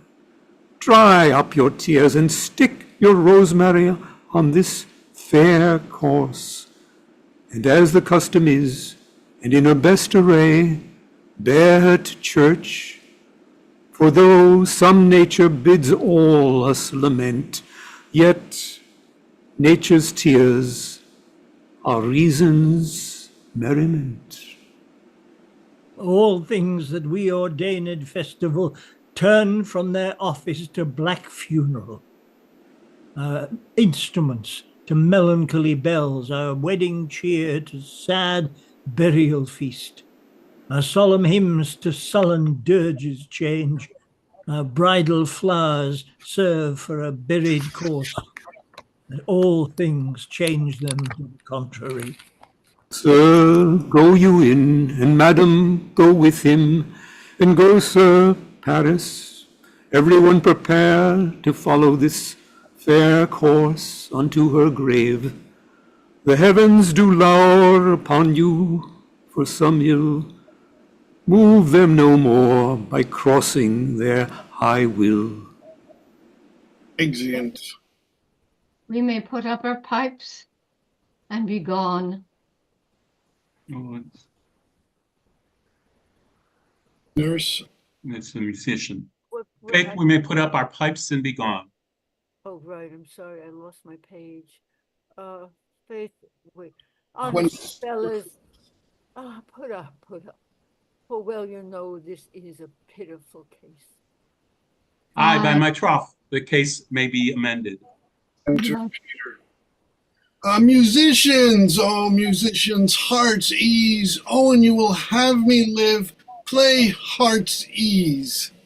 Why heart's ease? Oh, musicians, because my heart itself plays. My heart is full. Not a dump, we. 'Tis no time to play now. You will not then? No. I will then give it you soundly. What will you give us? No money on my faith, but the gleek. I will give you the minstrel. Then I will give you the serving creature. Then will I lay the serving creature's dagger on your pate. I will carry no crockets. I'll you. I'll faw you. Do you note me? And you ray us and fa us, and you note us. Pray you, put up your dagger and put out your wits. Then have it you with my wits. I will dry beat you with an iron wit, and put up my iron dagger. Answer me like men. When griping griefs the heart doth wound, then music with her silver sound. Why silver sound? Why music with her silver sound? What say you, Simon Catling? Marry, sir, because silver hath a sweet sound. Greatest. What say you, Hugh Rebick? I say silver sound because musicians sound for silver. Greatest, so what say you, James Soundpost? Faith, I know not what to say. Oh, I cry you mercy. You are the singer. I will say for you, it is music with her silver sound. Because musicians have no gold for sounding, then music with her silver sound, with speedy help, doth lend redress. Exit. What a pestilent leave is this saying? Hang him, Jack. Come, will in here, tarry for the mourners and stay dinner. Exit. Enter Romeo. If I may trust the flattering tooth of sleep, my dreams presage some joyful news at hand. My bosom sits lightly in his throne, and all listen day an unaccustomed spirit lifts me above the ground with cheerful thoughts. I dreamt my lady came and found me dead. Strange dreams that give a dead man leave to think, and breathe such life with kisses in my lips that I revived and was an emperor. Ah me, how sweet is love itself possessed, when but love's shadows are so rich in joy. News from Verona, how now, Balthazar? Hello? Enter Romeo's man. News from Verona, how now, Balthazar? Dost thou not bring me letters from the friar? How doth my lady? Is my father well? How doth my lady Juliet? That I ask again, for nothing can be ill, she is well. Kitty, that's you. What is man? That's Balthazar. Balthazar is Romeo's man. Then she is well, and nothing can be ill. Her body sleeps in Capel's monument, and her immortal part with angels live. I saw her laid low in her kindred's vault, and presently took post to tell it you. Oh, pardon me for bringing these ill news, since you did leave it for my office, sir. Is it even so? Then I deny your stars. Thou knowest my lodging. Get me an ink and paper, and hire post horses. I will hence tonight. I do beseech you, sir, have patience. Your looks are pale and wild, and do import some misadventure. Thus thou art deceived. Leave me and do the thing I bid thee do. Hast thou no letter to me from the friar? No, my good lord. No matter. Get thee gone, and hire those horses. I'll be with thee straight. Well, Juliet, I will lie with thee tonight. Let's see. For means, O mischief, thou art swift to enter in the thoughts of desperate men. I do remember an apothecary, and hereabout dwells, which late I noticed in tattered weeds, with overwhelming brows, culling of simples, meager were his looks, sharp misery had worn him to the bones, and in his needy shop a torturer's hung, and applegator stuff, and other skins of ill-shaped fishes, and about his shelves a beggarly account of empty boxes, green earthen pots, bladders, and musty seeds, remnants of packthread, and old cakes of roses were thinly scattered to make up a show. Noting this penury to myself, I said, and if a man did need a poison now, whose sale is present death in Mantua, here lives a caitiff wretch who would sell it him. Oh, this same thought did but on my need, and as I remember, this should be the house. Being holy day, the beggar's shop is shut. What ho, apothecary? Enter apothecary. Who calls so loud? Come hither, man. I see that thou art poor. Hold, there is 40 ducats. Let me have a dram of poison, such soon speeding tears as will disperse itself through all the veins, that the life-weary taker may fall dead, and that the trunk may be discharged of breath as violently as hasty powder fire doth hurry from the fatal cannon's womb. Such mortal drugs I have, but Mantua's law is death to any he that utters them. Art thou so bare and full of wretchedness, and fierce to die? Famine is in thy cheeks, need and oppression starveth in thy eyes, contempt and beggary hangs upon thy back. The world is not thy friend, nor the world's law. The world affords no law to make thee good. Then be not and take this. My poverty, but not my will, consents. I pray thy poverty and not thy will. Put this in any liquid thing you will and drink it off. And if you had the strength of 20 men, it would dispatch you straight. There's thy gold.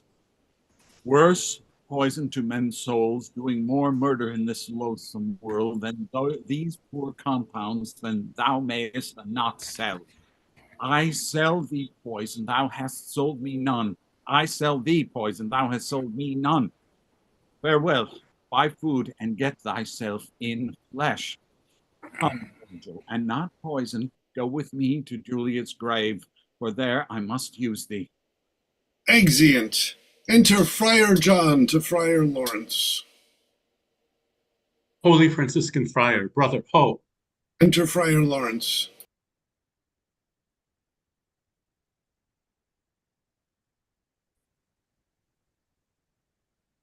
Bernie, are you there?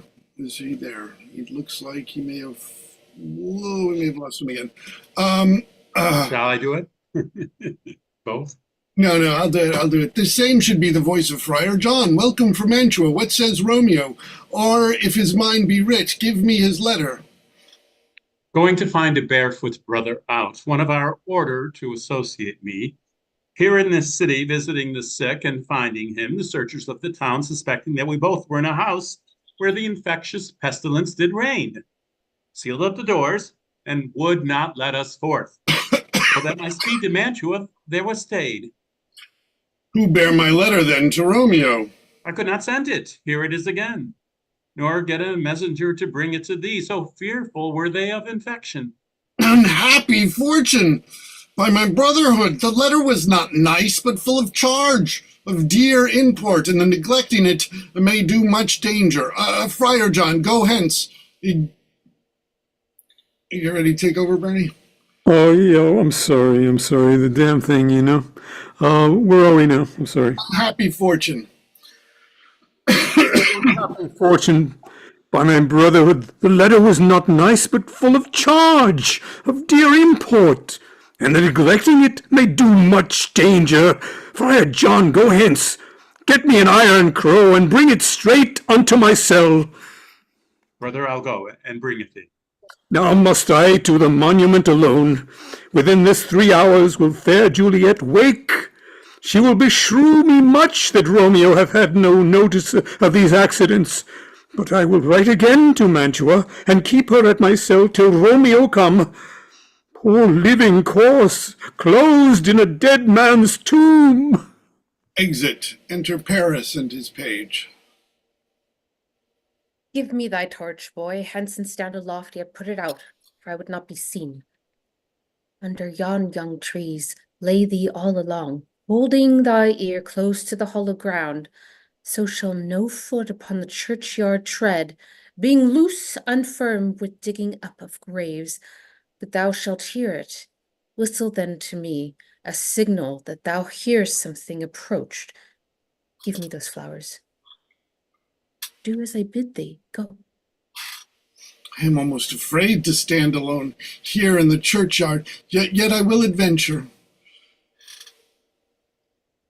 Sweet flower with flowers, thy bridal bed I strew. But woe, thy canopy is dust and stones, which sweet water nightly I will do. Or wanting that with tears distilled by moans, the obsequies that I hate, that I for thee will keep, nightly shall be to strew thy grave and weep. Whistle, boy. The boy gives warning. Something doth approach. What cursed foot wanders this ways tonight to cross my obsequies? And true love's right.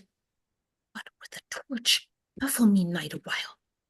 Enter Romeo and Balthazar.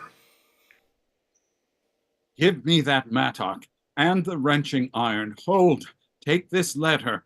Early in the morning, see thou deliver it to my lord and father. Give me the light. Upon my life I charge thee. Whate'er thou hearest or seest, stand all aloof, and do not interrupt me in my course.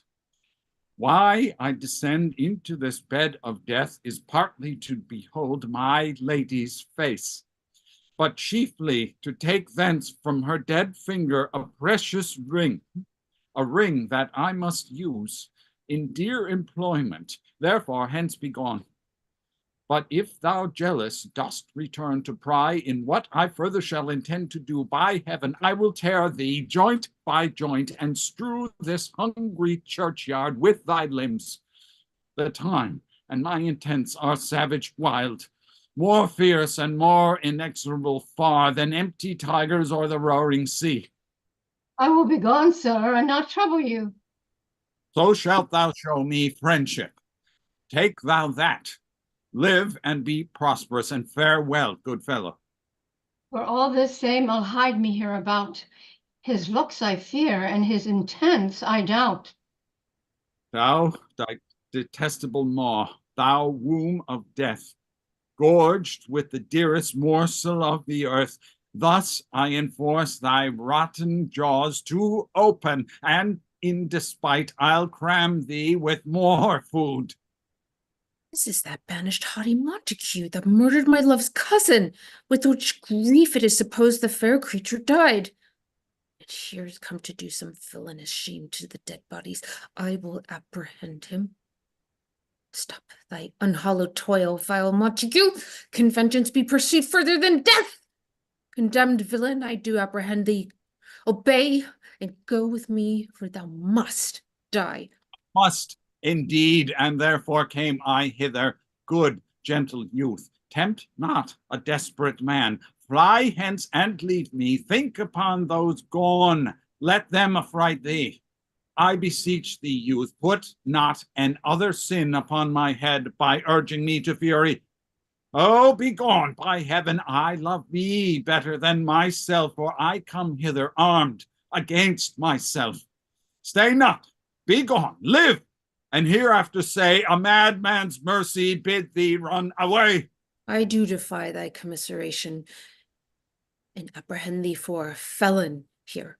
Wilt thou provoke me? Then have at thee, boy. Oh Lord, they fight. I will call the watch. I am slain. If thou be merciful, open the tomb, lay me with Juliet. In faith, I will. Let me peruse this face. Mercutius kinsman, noble county Paris. What said my man when my betossed soul did not attend him as we rode? I think he told me Paris should have married Juliet. Said he not so, or did I dream it so? Or am I mad, hearing him talk of Juliet, to think it was so? Oh, give me thy hand on, writ with me in sorrow misfortune's book. I'll bury thee in a triumphant grave. A grave. No, no, a lanthorn. Slaughtered youth. For here lies Juliet, and her beauty makes this vault a feasting presence full of light. Death, lie thou there by a dead man interred. How oft, when men are at the point of death, have they been married? Which their keepers call a lightning before death? Oh, how may I call this a lightning? Oh, my love, my wife, death that hath sucked the honey of thy breath, hath had no power yet upon thy beauty.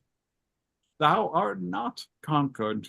Beauty's ensign yet is crimson in thy lips and in thy cheeks, and death's pale flag is not advanced there. Tybalt, liest thou there in thy bloody sheet? Oh, what more favor can I do to thee than with that hand that cut thy youth in twain, to sunder his that was thy enemy? Forgive me, cousin. Ah, dear Juliet, why art thou yet so fair? I will believe. Shall I believe that unsubstantial death is amorous?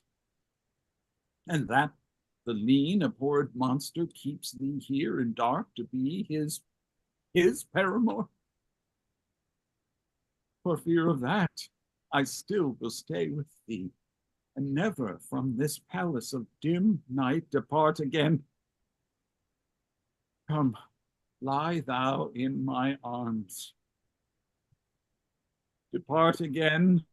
Here will I remain, with worms that are thy chambermaids. Oh, here will I set up my everlasting rest, and shake the yoke of inauspicious stars from this world-wearied flesh.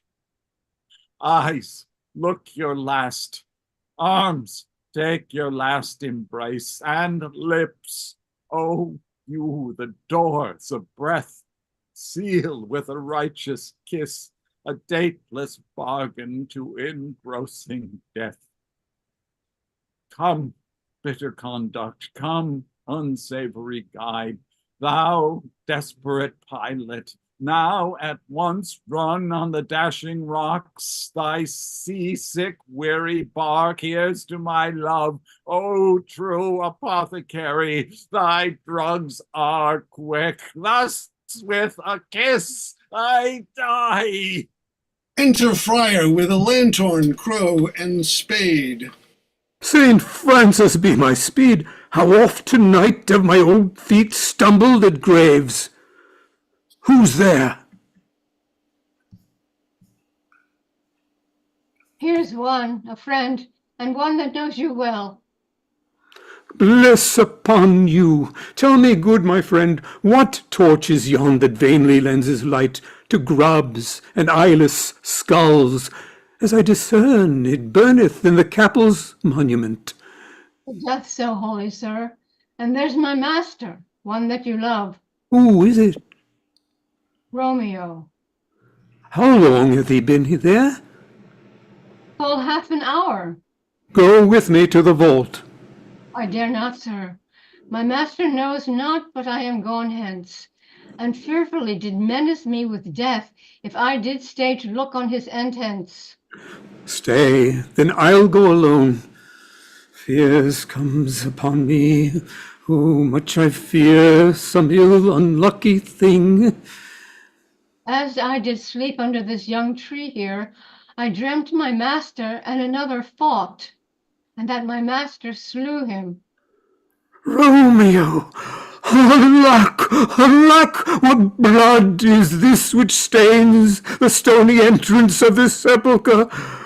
What mean these masterless and gory swords to lie discolored by this place of peace? Romeo! Oh, pale! Who else? What, Paris too, and steeped in blood? Oh, what an unkind hour is guilty of this lamentable chance! The lady stirs. Rachel had to leave at 4:15, so someone else has to take this last scene.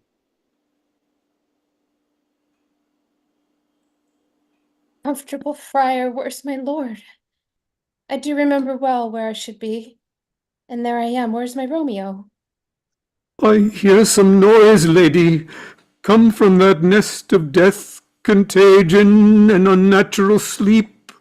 A greater power than we can contradict hath thwarted our intents.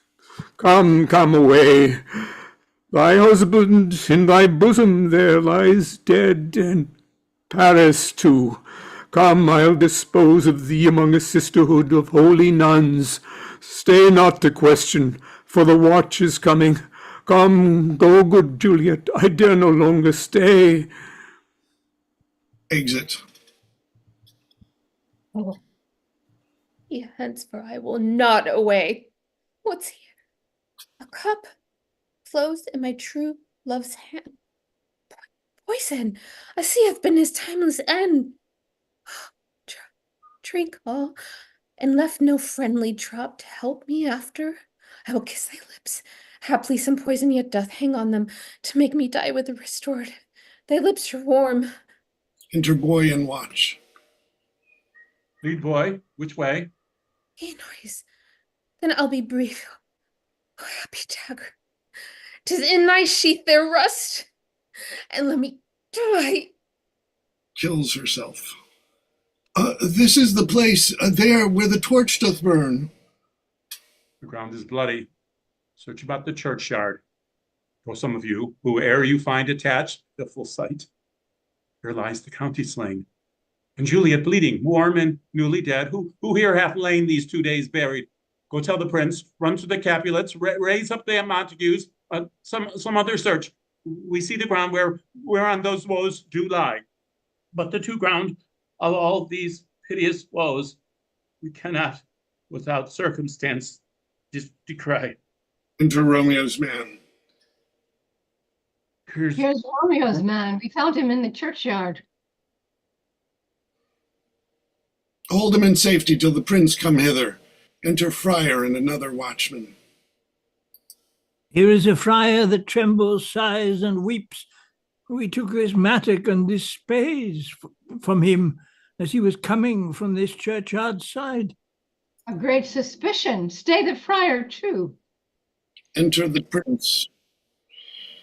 Oh, what misadventure is so early up that calls our person from our morning's rest? Enter Capulet and his wife. What should it be that they so shrike abroad?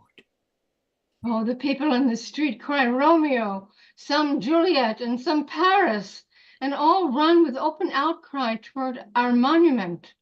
What fear is this which startles in your ears? Sovereign, here lies the County Paris slain, and Romeo dead, and Juliet dead before, warm and new killed. Search, seek, and know how this foul murder comes.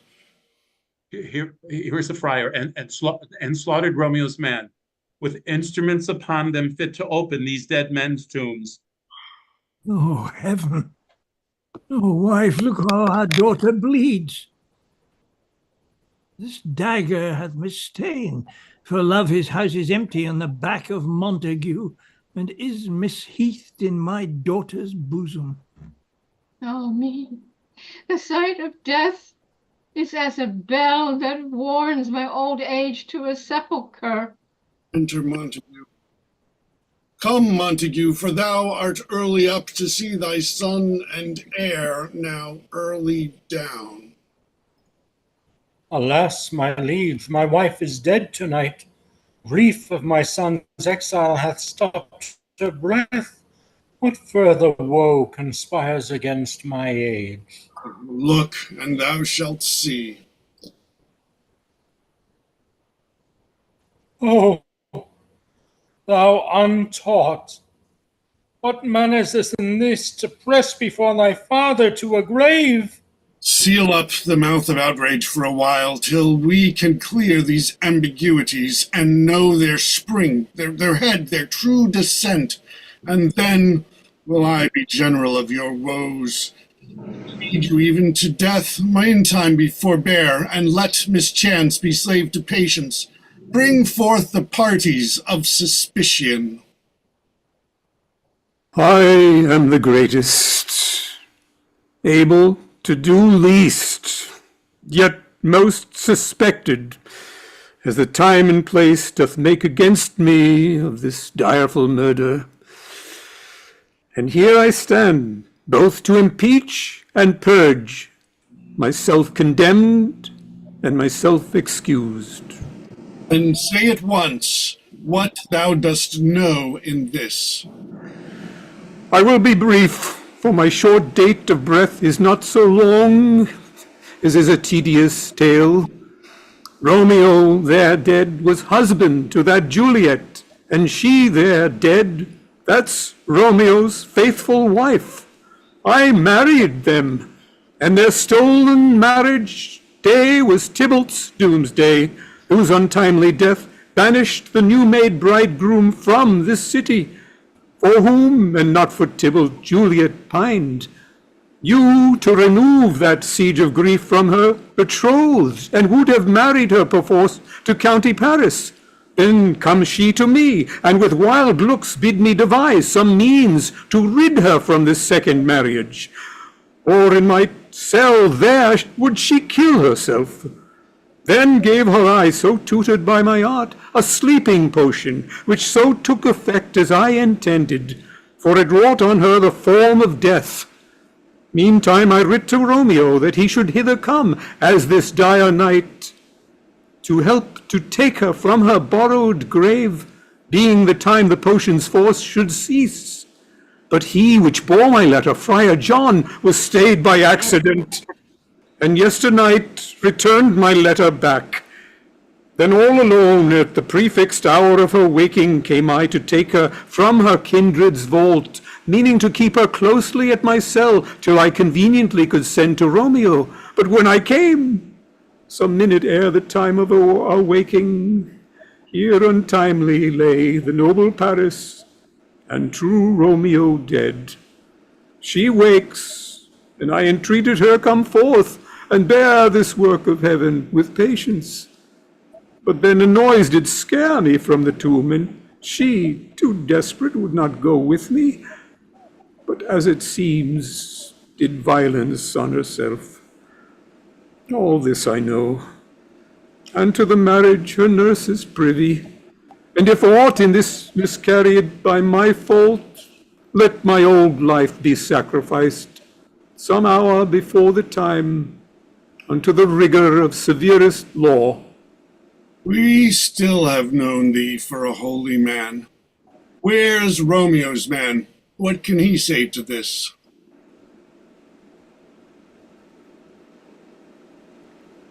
I brought my master news of Juliet's death, and then in post he came from Mantua, the same place, to the same monument. This letter he early bid me give his father, and threatened me with death. Going in the vault, I departed not, and left him hence. Give me the letter, I will look on it. Where is the county's page that raised the watch?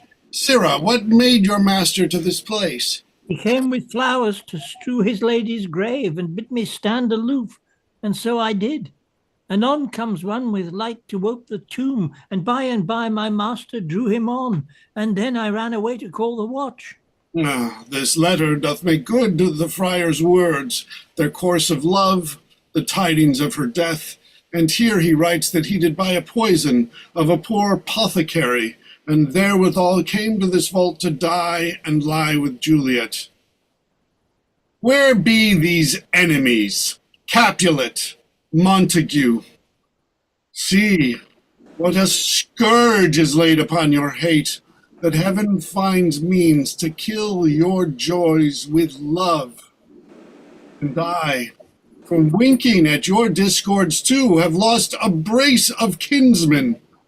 All are punished. Oh, brother Montague, give me thy hand. This is my daughter's jointure, for no more can I demand.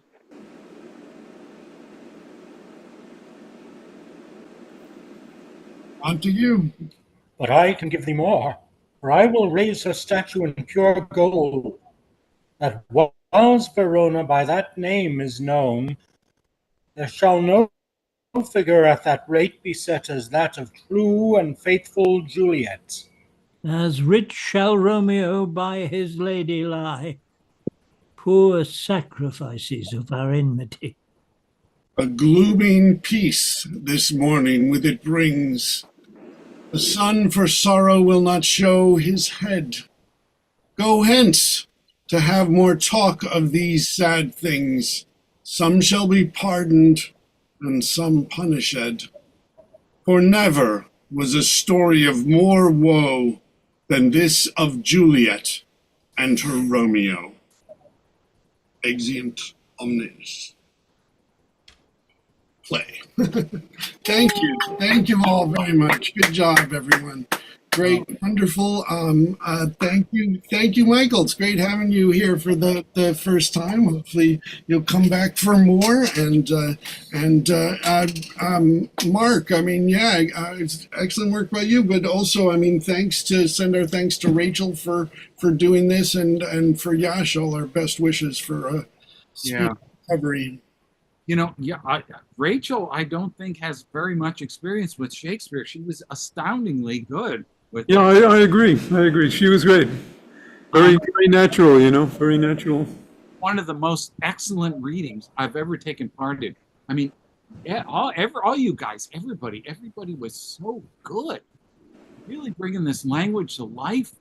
I mean, that's my opinion. Yeah, well, see, that's the thing. Is that play? I don't know. Speak the speech as I spoke you trippingly. Yeah. Nothing extenuate. Yeah, it's really so. Oh, got to go, Asley. Thank you. Thanks so much. I mean, yeah, it is. I think it's also it's like a lot of us in terms of like playing a musical score. I mean, unless we were musicians, we don't know how to play a musical score. But in a way that Shakespeare works, just reading it aloud is like having a musical score. So it really can bring it to life. And it's like if you just trust the words, they're so good that it'll really take you, even if you haven't done it much before. Hey, Michael, who's your friend? Well, it's funny you should ask. His name is, and I'm not making this up, Montague. Oh, no. That's why he is showing. It's not that I'm just showing off. It's really his name. But we call him Monty because that's a mouthful. So this is Monty, but his name is Montague. Dog of the House of Montague. I swear we didn't set this up. This is not a Sugarman conspiracy. Yeah. Yes. Good to see you, Jackie. Oh, yeah, good to see you too. I was so surprised that you were doing this. Wow. Oh no, well, Paul and I are taking class with our friend Jeffrey Owens. So. Yeah. Hey, Jackie, you were absolutely on fire today. I mean, I think it's the best thing I've ever seen you do. I missed a couple of cues though. It's my own fault. You're on fire. To go to LA, and I've just been busy, and I didn't know the script enough. I've gotten sloppy as I've gotten older. No, never. No. You're more relaxed. You're more relaxed then. That's it. You think you know it because you've done it, you've read it, and then you realize if you don't really go over it again thoroughly each time you're going to read, there are spots, that you don't know as well as you think you know. Oh yeah, sure. Of course. Yeah. And it's also with the folio text, there's also more confusion, such as the fact that, Kitty, I'm so sorry, I didn't warn you. It's like you were playing two roles who each had like about 4 different prefixes that they were referred to. So it made it very difficult. Capulet's wife, Capulet's mother, old woman, man, Balthazar, Peter. And it's not Peter, because Peter works for the Capulets. Why would he be giving messages? Yeah. Your label. Yeah. I'm sorry, but I have to run, everyone. But enjoy, and next time I'll have a better connection because I'm changing the server. Right. Okay, This great. week, yeah, Thursday they come. Okay, Yeah. thank you. Everyone. Take care. Be well. Bye. Bye bye. Bye. Oh yeah, actually, we are still live streaming and recording. Does anybody have any other sort of observations about the play they'd like to make before we sign off?